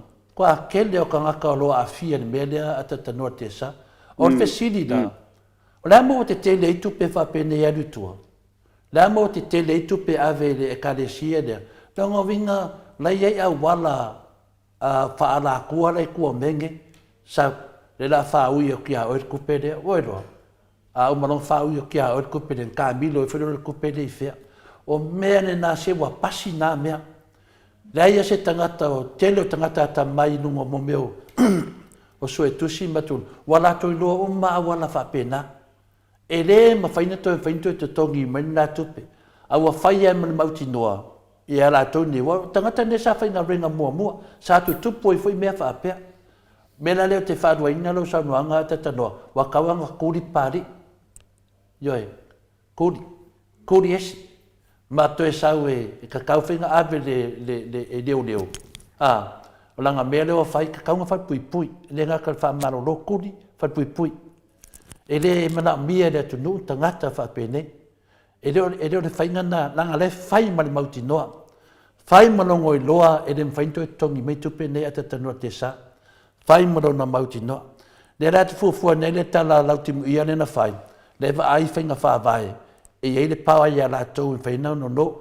Ia, o hai la whaangai le pawa. O le pawa e whaangai mo le tunu a atoa. E le o whaangai mo na tangata na tuskoongo. Le man nino le lei. O tupe le tunu. E le nkupe le koongo le pe ko se furu. Po nkupe paangoa. O kupe le tunu. Nonga winga. Le o whaangai se le pawa ta tanua te sa. Le ala e oi le tunu e vatu tai e ka ngo mai kai afe. Pe kai poatu pe le mana o nei tangata. Wala koe o ngā tupe. O lato saufanga ia mo te muri. Le la mana mia amariu se le ainga e adu tau sanga masina vaenga randa saufanga e whaire mali o lato ainga. Para es whala velavi. A vengi ka ngaka. La la ai le tunu. La la ai whainga maro. La la ai fia me. La la ai minskane. La la ai liutim lautim ia pe atu sisitu 5 milionga le ave. Apa pe o le ainga o lautim ia le ave. Kwa le whekau ianga i elim lautim ia tonu ia mea. Nonga winga. E e umanawa. O lau ati le tilo le menei. O le matua te le al whale tonu. E ka kauanga wha pui pangoa. Whai man mauti noa menei. Whai mana ngoi loa. Le whai mai. E a la tau le pawa e whatino. E le se le mamnama le pawa. O le pawa e mo le atunu atoa le pawa ngal kohongo. O le mele le atatanoa. O te whatuina atu le lafo. E te tau o na whaakea, whaamaro lo, whawhalpui. Lātou le to tonu o le melea. Lātou lavu. O tua menei, tau ana toi whafoi tupe le atunu. Ka ofi I meia, toi whafoi tupe le atunu. Mea sa ore na, a watu atu lo laru wa aloa maadua ia. E te tau toi tau. Lenga le 5 masinga. Lena le 5 masinga. Whaasau. No winga wa whai mani mautinora. Ai se wa ai po ai lei tua menei. Po ai lei tua menei. Wa lena whaui la vore sua whaolea. Le foita le vele la vea mai foi le pule e whale mai no te vai atu non sua whai 2 milionga e pe fia e menei ai. Te vai la oi I finda le oi le atunu. Samoa. Tō wa ai mo mō tangata e le lato te tua ia le whionga le teitei siri whai mai o le whoina le o le pulpuli tū. Wai lai tangata nei. Ma kua pule e la tō me nei. Le la tau whaoi mai eskisu whina whapea mai o whainga whaavai ia o me ta tau na mutai. Se whamore mo le tupu se me whapea te li whalonga tupu se me whapea o le ave se 4 milionga po e 2 milionga e se kampani. Au ia kampani. E le loa tātou. O mea mone amal whamaoni nei umi whamatalanga. Ka kauanga kuri pari, whamaro lo, aver kura whongo e ka kaunga whalpui. Koe sue umma mea na whai lana vai teimi sai tua atu le HVP. ko e su e uma mai lava langa o me fina o me na tupu to e tupu longa winga o me na tupu vai te mira e chapipi le ala to e mai lava langa ngale ri to e mai to e famasin we te tupu ne me ata tano te sa o tangata wa sao mai isi mea ai wo to e mai lava i wa e mawalo i te tawanto e su e ato tua a mai uma le afo le tunu fa fo i mai tupu le tunu o te le tali ina le mele fa pe la waru le ai e le uma na fa nga se va milionga le pe se balu milionga i se tau sanga se tas a mai uma tupu le tu ko a mai uma nga uma le pisa pe le tala tu na ta no le mta up se mta po nu e le mta po ya se mta po ta no te sa le ai ia sabno ia le I lau mtau pu lau pionga telefo mtau pu le te va ai tu pe le to e langa mai le mtau pu le final le fata tana noina mai o final le o le pokalame le tau ia o tu fa fino samuel o mko ingo le mtau o tene no po a fe tu o le tau fa vale o nei tangata o le mtau pu le o le o le famsinonga o lera te whai atu lo whamatalanga, o whea na iai nei tangata le teimi na su e Samuel. O whea na iai le teimi na su e Samuel, a whea na iai le teimi whina le o lewa a mata le mta upu lea. A leftu a whea o soi mai nei, ina ua loka Samuel. Ma whai mai o lea, ma lea. O le mea lea atatanoa, ta ilo iai, ia te awa ia, o te manatua, o tangata uma nei, o le kauwha valea. O mo kwa kau whawalea le lato mele whai, a me se lava I le pokalame lea. Lea wa mai tangata whaatatara noa. Ia alai wa tātia na mta hapur whamsinonga. Lea lawa mai nei, te ne mamna mai whina le I tu whawhina Samuelu. Po mana malama I winga o mea ne ro tātia na mta hapur whamsinonga. Ao se si foi se te whai atu. E le anga mea le pokalame le whai ne sunga ia asiata. Matua le manuia na nga mele whai, o le mai o tangata. Me ane la muli ane. O le awhai nei tangata nei ala lawe lafi le ri idea. O le ri idea asiata, te tauana alu Samoa. Te tauana tuula na mele, o te loa lava o le vave. Te tauana watu le leo e tuula na mele le whawa lea o tangata lunga na pokalame. Le ala whata tanoa foi nei aunga whapai. E o le aunga lava me nei e o mai au maalosi le tūlafonu. Aisea, o le tūlafonu, a lea lava e whai. O uma tangata na alu a mai whatara noa. E le loa nei tangata le matu ia me le whai nei. O le whatara noa o me nei. A loa i le tūlafonu. E o whai na foi ni atu whawhini. E wa mea moni lava e o mai e tūlafonu. Ona lea, leo tau ta tala I mea le ta tau na o iai. Pe o le mea te whai atu nei. O te le tua ia nei tangata. O te tua ia tu inga tangata whape nei. O ia to tasi le na mai a Samuelu lungora na pokalame. Wa ve vesi ele tunu ule nei mata up ma wai loa to tele o nei faufaunga o le lide o finale asiata pi o vauriko le ala wo ve vesi ele tunu ale fa wau pe le mai o tangata dunga e fa tata noa a mele le ala uta va ai nei le ai masana mea o faia ia Samuel na le pau ana mele na te faia na le vato tangata avel famsinonga pau ana me foi la patai e tuele mamalu le tunu vai o tau fua le leia finali e o me nei a tono se mea fou al me moni ata tanoa e le manuia e le tulafono le wa tato va ai nei mele nei le wa mafatia la ingo Samuel pe folinga mai wa tau le ngai nai leo wa tau le ngai nai famis nonga o me umana na ata tanoa me la na ta tau ai na finana ma fau ati di ai mo meu tangata ni pasala Peira lau tilo nei e batu lau fautuanga. Ie finale e atu nipo kalame whatata noa. Whai tete tātou. Wai o mana lafi leo le tangata le whai ele a mio lea. Ai a whai nei o tau. Peo lapta inga na a tata noa te sa. Ma lo whaptai a telefo. Ole manei hoi o le tūlanga le wai sau no i le tae au le nei. Awa ele fa pe ole le matafa yo ila ole au kilo ho le po o ai la solia kula pong ole o ai la solia kula pong mua ole tangata na fai el por kalame lo no winga ola ele e lo ala fa foi el fai por kalame o ia nga ngase e mawhai la nga mōria, e mawhai e leo nga mōria.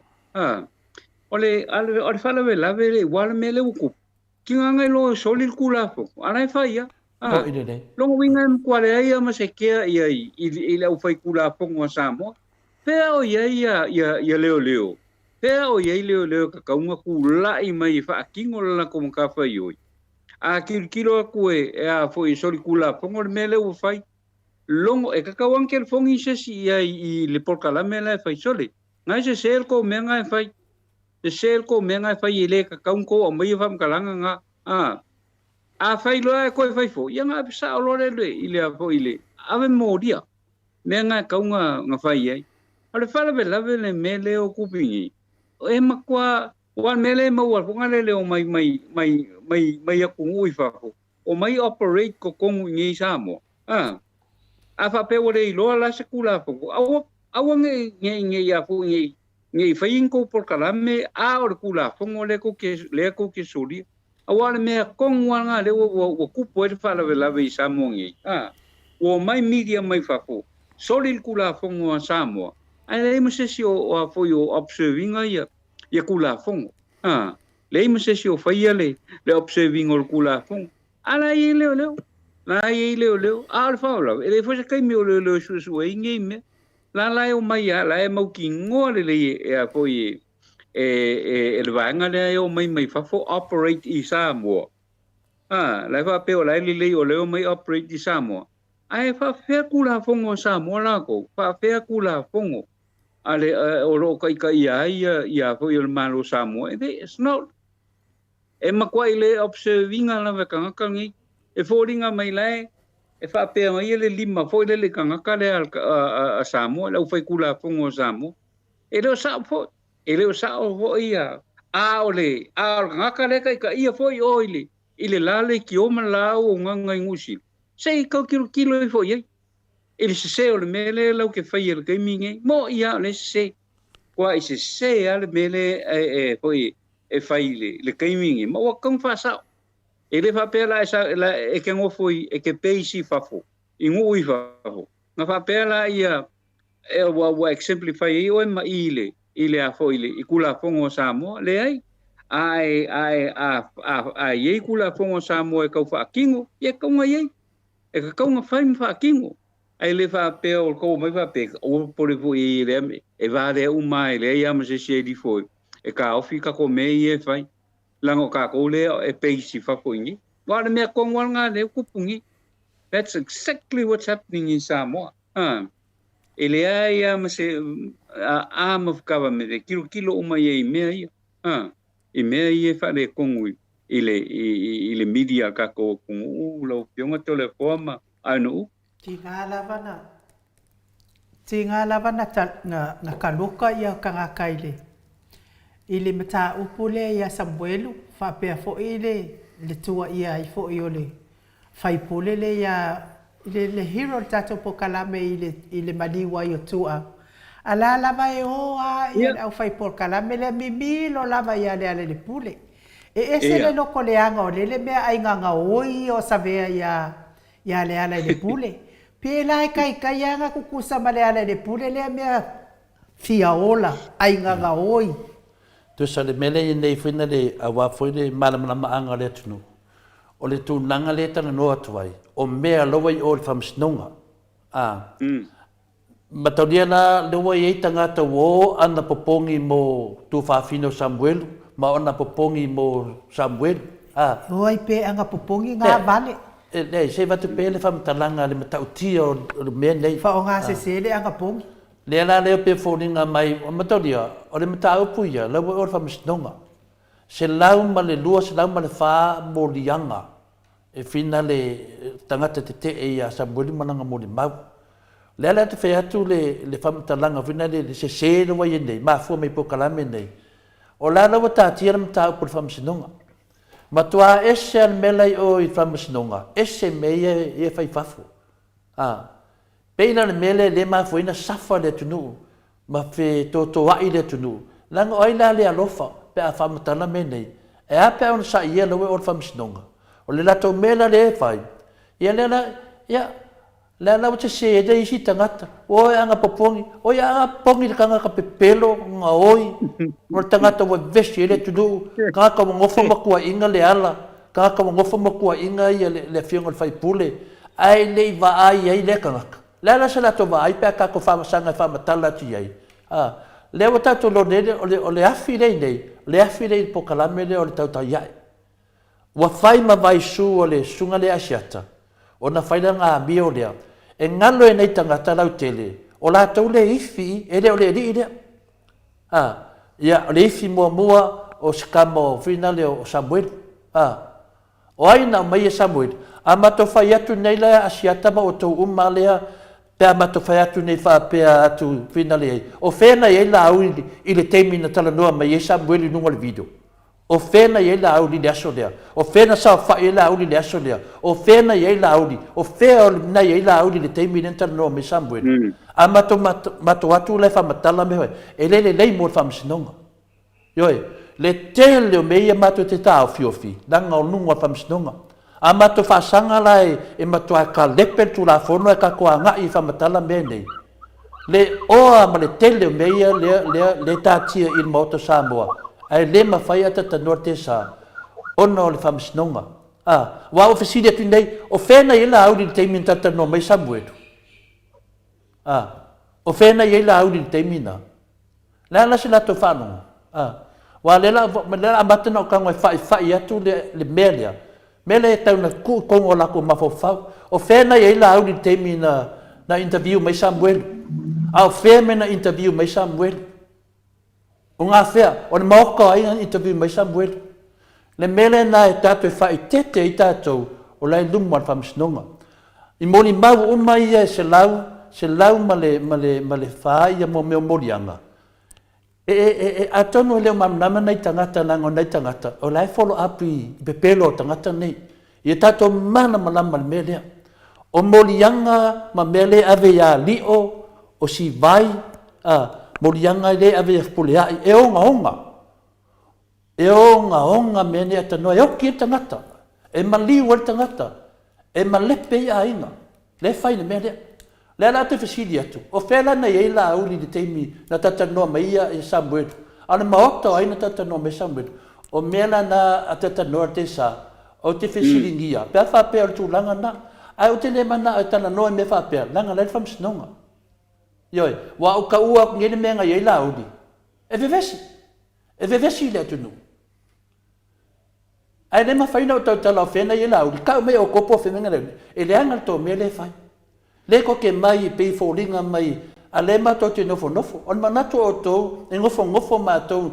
La pula le mato tala noa tu iai. Le to te o whai ne mautala na ia le pule a le whamisinonga. E le ai maso mato tala o whai atu. A le mato i loa ma mena. La la te whesili atu nei. Au whai atu nei, au ka uak nei lumala kungu menga i la au li teimin whata tanoa mai Samuel. Le ani la ngonga o kangakange. Ngā le vesi an me maua. Peo se tala whata i taina tanoa e fia kongo whai ai o tangata nei tu lau whawhaonga le tunu. Fua e whai ngol tātou ngā venga. Fua.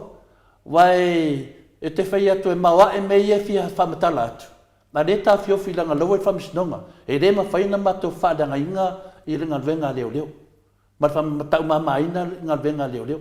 Ma tō te pui li tu la whono. Mena lea, o te lau amanatu. O te loa tonu na atatanoa. Te loa lava a tonu lava e o mai ere maa losi o le tula whono. Nanga o tele tangata wa whainga taruel po kalame lea. Wa whaina Samuelu taruel po kalame lea. Wa ana ia soina Samuelu e pepelo ma me me Samuelu. Na te leva tua nunga po kalame. Yoe. Nana na watu nunga po kalame. Nanga lewa ia whaia manonga mauti noa e pepelo me ia whai Samuelu. Ala lava whai lava. E o e tu whaafine o Samuelu. Wa mai dunga. Tano whai sia a inga. E iei fo ila alma lo si o leo ata noa te sa. E abatu wail whai po kalame lea. Pe a whai o lea na te sila fia ina mea ia e saulan po kalame e se. E iai la alma lo si o leo e vatu wail whai po kalame le i Samoa. E whai ia na se su enga e win. Le ai lava ma se ngal mele ni whai tala paunga. O le tau pule. E o whao o le whasioti tangata I le sa ve palemia e fa pe u malava le fai por kalame le se be le aga fai por kalame overstay. Te noa no. A fai e fa maonia ma finale me umai na tautale Samuelu e pepelu. O te loa o nā tonu e palai e rotu la fono ale whaavao maru. Le lava le alu lunga tu la fono. Tangata uma nei le na iei faufaunga. E le tasi se tangata tatano te sa, se o mele tu o tangata i tu e ke vai e le toi mamau. O makau kia le faufaunga le na fai. Faufaunga le na fai. Le ala te tali tonu. O tasi la le sui te tau lava na palai ele tu la fono. Le faufaunga atano. Le tunu. Ua inga le ala le pule, ua maliu e kama ikiki le, ngaba ai kongu i ai maka o Samuel. Mana ia o le mele na sauno i ai le whamasino. E le mawhai o na tatala ina atu Samuelu, malon to olua, o na ua tele molianga whaasanga i ate ia. E le ngata fo i lea, e le tasi se taimi wa sola mai ai Samuelu mai kaunga malala. A lea lae o mai kua whawhingo Samuelu, whakangawhe kāngisi. I le lo fai penga kokongi kupe ngawhe kāngisi. Whakangawhe kāngisi pepelo. Lai mea laf kāngisi pepelo ai wa levanga mafuka ma Samuelu. Wa levanga kakaunga la kofofo oa le pepelo Samuelu ma le ainganga oyo Samuelu. Pe a fai ongi kua whawhinge a lofa mongi ngi la kuangange. Ala me ukoyo mai e whakangisi wa kui le e la kuangange. Oi whakangisi a lauli. O sa o ia laudi o le ale me wa fai al makuangangi. E wale fa mai maua fuale e ia mai maua le pepelo ma fa ali mai ai winga pepelo. O awi o ke fai ngoi nga ka mai ka ia pepelo. Pia le mena i nu e mafuena no vatua me taupu. Fina le la nga i nei tata lauteli. Ai se fun pokalame le pia le mena te tulitulia. A fai le famsnonga lea e whamaunia mai pe pelo ma me na fe Samuelu. Ma mea umani faufaunga. E te tau ana palai le tu la fono le vao maro. Le mele na batuaia talapaunga. Tu laua talapaunga. E se tasi foi te tau iai. Mele na batuai le sunga ia talapaunga i Samoa. Te tau ana palai le li leo asiata. Aisea. O ia lea le na supply a toa me lunga le ea. Wa vesi ele tunu. Mafua me le tio lea. E te tau ai leo ma le fionga le pina le loia siri. O na apply lo le tu la fono na le whaava malo. Langa o le melea, o le faufaunga. O le faufaunga lea, leo la tu o fai. Ia e matam tau tia. Nga la whewhelua i lava le sunga ia le ala, a le faufau e tangata nei. E le longo mai. Le ala tonu ana vatu e te fautuanga le mamaru le tunu. Fai tete langa i umal melea atu i te utau. Le wa whaina Samuelu. A le fua mai tu whawhine. Nongo wenga la whaina foi ma tu whawhine Samuelu. O te le swamta langa i tu whawhine Samuelu. Langa i le loa nei tangata. E le mamlama tangata i matautia o le mele whai le sunga e siata. O le mea foi le te tau e leo. O na wawe apalai le sau o le tusi. A watu loa siata e ta aufina na mele whai. Wa vesi le tunu. Le foi tali tonu le tunu. A tau fia foi le sunga ia lauri. Wa ta aufine. Le ana o fea tu lau tala. A o fai atu nei, o fea na ia lauri te mina whata tanoa mai Samuelu. O le maoto aina tanoa mai Samuelu. A wapela o se tustala whamaoni. Nā mena le ta ua mai tangata le mena nei Samuelu. Nā mena le whamatala mai tangata o Samuelu, lai fea maoto ai fea lai whasalau mai. E eise tangata e nofuma, a mai se tangata e lunga se pokalame, a na te le fsiringia le mena iai. O mena pokalame, pefa tato pokalame, e mua la vau tana noa, Yesu e su e le lei make sure, me fai nao te le tu ua mintangata mai lunga pokalame a tata noa. Langa ao na whaina, o a ua na vea. O a ua na vea. So sesi e sau lunga pokalame, i a tangata whainale, e mua matala noa, ma make sure le lei, i a sao ato toa me la whamatala lunga moto sa movi ingo le tua. Pefa la talwhatetai o tau ofe. Se tangata whina te le masani ei, na mua leia o whanongolongo, ma o malama le lei, wa iei whailo tau tonunga iei, a mai lo runga, nana me lau tupu mai a tau ofe. A le mole mau tau ofe, le whai ma mole mau a mau ai mea nei. Ana le e le mole mau tau ofe, e le mau a le wari ia. Mea nā tau mo mea mole mau, mea nā mole, le la e fina le ia tau ofe le la vai lango atu la vai tau ofe nunga pokalame lango al moli mau fa vai na fa tata to lingo tato pokalame o le moto o le tala fa tai na te le la to mai ni si tangata ese mam tau ofe po ni uso tau ofe po ni nyono to ele hai na tau ofe la umma ane mea le idea le o i ainga wo mai fa tata noa le na wa ka apel fa le nganga o ku fa fingo sambuelu e lau tele o tangata ma fu mai pokalame le la aka sa kanya mai e le sofi ai pa me ko ken ka maka me lo pokalame mera na e tau ai leo na va ver pa lai de tu la fonuna e avatu le sunga ya siata o le foi mele masa no bia ya le foi tata do mo le sunga ya morio o le sa ma tau tia me na fa matala e morio o le sa le sui fa sa lauda ma tau tia po sa ona ngoa ia na sa wai ai lai meia o lai e fia lai tala no e mene ma fa vesi le tu ia ma fa tau le anga ina nei tangata ia lawa tele ia tala tangata nei tu fa fina Samuel ma fu ma le sui le a tonu o le avano le leidea e ta tau ana va batu le sui le wa le sui le fa vesia le tunu mata pule ia le la tati va ba ai tim o isi poka la me wala tu lo le tu la fon ile tson tau tala se si meia ale me tonu ale fa le sui le ma morta ngata ia data to nei a va tu nei le su atu pe fa fena la tu New Zealand su atu pe fa fena to va le fa mai na to fa foi ia tate le lon mena wa mena ia le fa ta do mai le tlenga ya mo a va tu nei la no venga fe loro ke sia Samuel ke sia le uso le le la Samuel a le uso le ia longa venga ma tua yo ia tu la fo no New Zealand se tangata sai tonu ni wala pio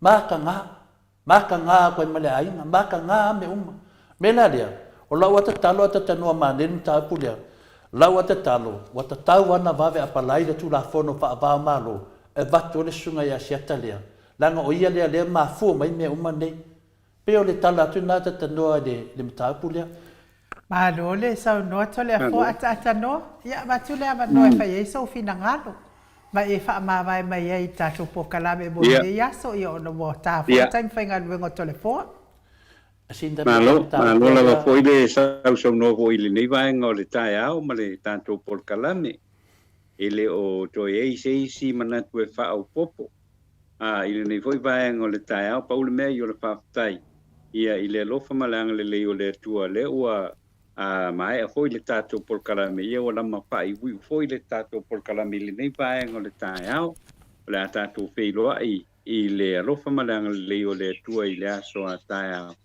ia o a foi fufuanga o toi ia ina ia fa pena pena so ni mai le ngango le tua i fufuanga ia ale tato o tunu e fa pe foi a lusunga mo le nei foi vai ngo le taiao fa peitele lau fionga lau fionga to le fo mo le avano tato ma putai le nei foi vai ngo le taiao ia fa manuia mai le tua i fufuanga uma fia patau nuina o le nei foi ia so tato feiloi i le aso a taiao vatu ia le soifua ma le ola ia i le tato polkalame i le aso a taiao ia ona tato mawai foi leo le avano tato te toi talanoa ma peo fo ia avi ia le lofo le tua i fuanga uma le nei aso i lau fionga e nu lau fionga to le fom le sunga ia mai ia manuia lava ia lava sa inga uma o le nei aso i le lofa malang le lei o le tatou tapa o le langi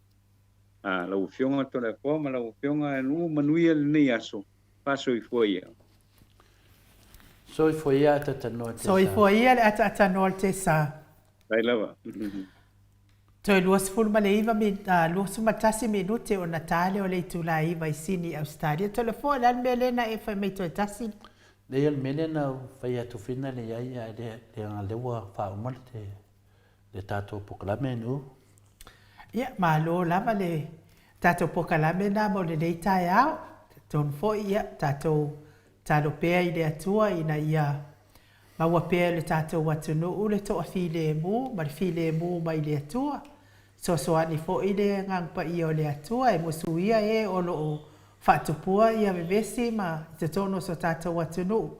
Ina ia whai le ami o tonu mai le atua, ina ia solo le iai pea le tātou malanga wha le tausanga le nei fo i tausanga ia tau ia e fo i o le fono uso o le talosia ia iaini ai ma iaini mea le e tupu mai fono tanga o lo o taumwhaine iaile o lo amataina nei aso mo li a fo i le wha malo ia mo i la tau fo i o lo o tatalo matu atu Samuelu i anapongi ia mana ia fo i pe atu atu ina ia sui iaile le o langa tuai o Samuelu i se Samuelu fo ia te le loa po ana pongi ia e te talo ai mo Samuelu ia na tau sila fia mea onga ua whaonga ai ele e la uli ma le vaenga ia Samuelu ina ia moli mau Samuelu na maai o na mata o le ala na maliwai tamaititi lea ia o le tūlanga na lea la vae koso aku le au fafau ma le au fau ina ia whaasa o neim ta upo e ala ina fionga i le hero le tatou pokalame ia lea o te whaitau atu mata o tusi whaapea ua whai mai sa vea i lana pokalame lea sto na i o le ua maua le Facebook ia le taavale a le ala na so ai le na vea ai tamaititi lea ia mo le whaafonga anga le mano le atunu o kalanga sa vea ia ua masangi ai ia le pepelo le ngaoi ia ngal pauale o le ai nga whan pui le ngaoi ai sifi ai sa vea le ngaoi ia aua kako ke whaalongolongo fuai por kalame le au ngaoi ma kako karikongo ai nga ngaoi whaalongolongo po a mea la kau kala ia wane i tō talitonu ia i seisi wai ia o ai ngai kanga ngaoi e o mai ile tautala mai le mano le atunu whaatontonu mai le mano le atunu o ai ngai kanga maka i whawhale o mai ai whaatontonu le mano le atunu o mo e whamamale ngaoi ma o mo e whamamale maka i whale ia ngao mai ai la ia le tala noa mai luma le mano le atunu le ango tupu mai o le atunu ia whaafonga atu ia e mai se fo le whaafonga au na le atua mwhalitua to le fo Malo, ia pio tūlanga nā, whaftai whi mō whautuanga i le mamalu lau whaafonga, wa tasina mta upufina e tauntato malama le le iai. Aua le whai atu role whamtalanga whina le na tato wifi lola ia lea, ia o whiani mea o le wai luma le whamsinonga le mta upu. Tasi whele sui o te loa wa apalai mai ai le tūlafono whaavaho malo. Tangata nei alo lato whauwhaua o ma ne me uma. Ia wa leo tātou lone, ia si vetu fwese tala whataitai e whamanino ai. O le ala le sai o i le sai petesa. Sa pese ai tō pese i nāma, le na i le video le na whaali tununga tātou pokalami. Lai fui ai leo sai ai le pōna, temi fui le sai ai a leo ia. E whina iai atu le epai lunga le tūlanga whaataitai. Sai ai umai nā, sai ai umamuli mau, e mai rau whasalau nei. Lau whasalau nei, wa whatu whamtalanga whape mai o lei lunga whine. Lunga winga le manatu o tangata nei, nga le oso kau lea kanga ku le aka le ven, mai o le ven langa. Se li whape nā se whainga ni susu e ngā whamole mole. Se o mea su e leo e te le su ea. E te lea mai a whaini information mai lunga le upena whailangi e te whamaongia e se mea le te tamu whai e whamatala. Mena e tau mai e tō whasalau pe pelo, e moni e le saunuanga inu. E le whapenari whaavaleanga le atunu whamole mole. Lewa i ele lewa i ele mata upulunga o le whamisnunga. Whawhian tō whatua na whamatalanga. Lo inga ala kwa sakanga ka waku le lori mai whapea mai a o le lori lea i lunga o penga tawhailangi. Tātou ono sai o lewa whai whamisnunga. O Samuelu o le tō sui na e watu mai tō pepelo ia. A tō whia lango tō wole Samoa. A leo tō nofo foi o tō wia ma tō e whai atu foi le si mau ngasu. O le atele ina le malama le atino. Pele ilo e ngei ka ngakato le afoa po aia ko e ngā loku e o ai. A o lea lava lau te tua ia le pepelo. A lai whai mei kala kuspa ia. Aua le kua i fua inga ma aua ke mori mau pepelo. Ia lea whaina nanga. Mai whila mena ni tau tia le mene. Le la amata na o mawhawhaunga tangata i mea o. Tato wola ve tuli le aunga le whamoe moe. O le tusitala lea por whasalau le sunga e siata. Wa ta tau lava o na apalai mai lole tula fono a Samoa wha vao malo i New Zealand. Langa o ia lea lina kukua a kua le mene leafi lea. Lea la wa amata wa lava mene wha maoni ai. ua tatau lona faaogā le tulafono na A whainga ki po ki Samoa e overstay ai koe sau i New Zealand se singoa se. Ia lan me o mai ai whaia me pelo ai le whailoa me le ngo whai New Zealand walanga lai fia ngo whangu sila. Ia matalia mena inu e ave me sue e le finda o in famtalanga lo mana mai e moli o lunga le ea ia o le la mana fa ia tunu malu tunu le la mau moli o sue pe il mta puna langa te musi e kala ke le koinu e ka ko vola va kuli le mta apu o le wali ia e ta tawana palai mai le tula fono fa va malu wal mele nei finale ni mala malama foi tato Wale wana lato tam faile tu la fon apalai mai ato le fo. E apalai mai tu mea te tau talai. Vai oto, malamana man le ia to le foi me uma idea ma se mea. Idea ma se si te fefe mo pala ai ei ma fa pe ei. Te malamana man le ia ke se ro kilo aku malamana man le ia o le mele to te faia o le tau fa valea o le atunu. Le ala to va ai nei jai. Al mena na vai atu langa lo pepesi mo to ko fa valea a ta pula tu la fono. Benga ko nga wai la vesisia wala e fa ve vesi le tunu ia wani ma fa nga bako ko kula fo le ai la wa manino la tu la fono de tali tonu ia e matua matanga lava le mai tu la fono le wali ia io savea ma le di ile o finale o asiata le va o diko wa le fa mai mo li o na saudi sina ngo o matiu ia lo e mo fo va o diko ia mela ia e fa fonga mai me ia le la o i susu e nga ma ua morio ma te o pe su le lo pe fe lo ku le keisha sem le keisha le uso le le lo pe e mo fo wa ka ki mai sem ia lo sanga le mu sem ma una tu fa fine ma la tu ma ia la ve vesi le keisha le rida o le su enga pe fa fe na o mai swafa yo ta ua morio nonga vinga o le mele ta una fa te tangat wa ta to no nei ia sabelea fa maonia i lungo penga te fai langi wa fatu i pui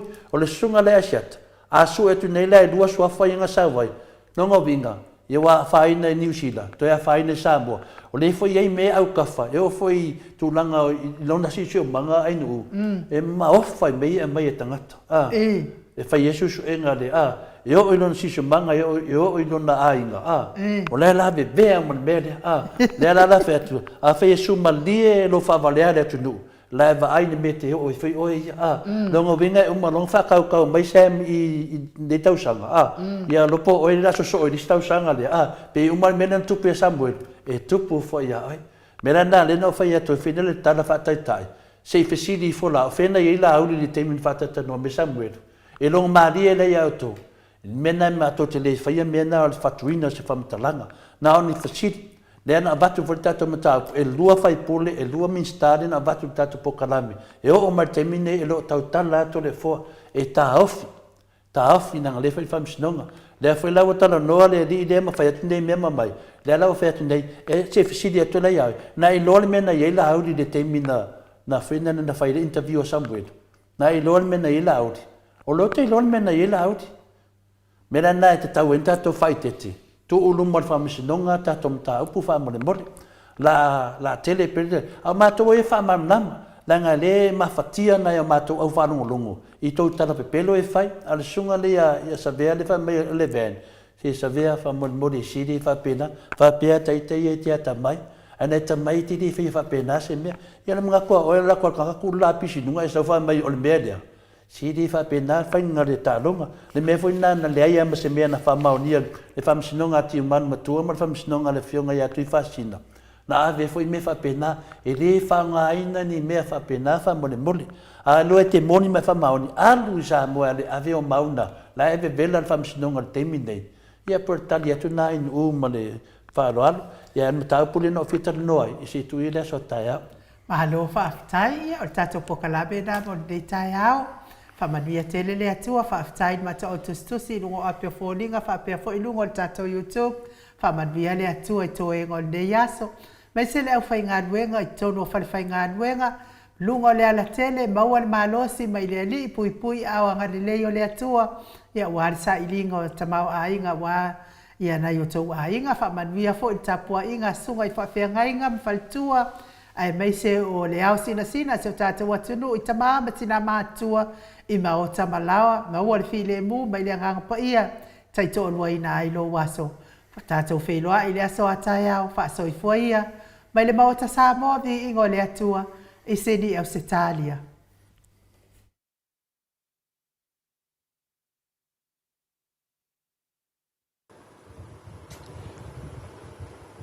E fifi lava toe whatanawhatu le poi vaenga o le fiafi o tātou telefone nei mai Samoa au inatu nei le lango mai e Miti Edwards ma o na alo i Melpone au Setalia tio i Nuuese Paulo Banks ma Sinalei Burton i Christchurch i New Zealand pa whangu le ala misa i Melpone au Setalia ma le afionga i avalai Felice Ioane Honolulu i Hawaii vai lele ma a le pata. O le whai unga o le vai e sonei e te tau ono o atu iai ua te tau ono o atu ua avatu se tali mau tutu. Lei lava a le teitei fono o le komiti whatonu o le pulenga o le nupi wha le susunga i a panoa te vita mo ala lau o lunga i fesili a lau whai ngā ruenga tangata ia o le au pesao whanga.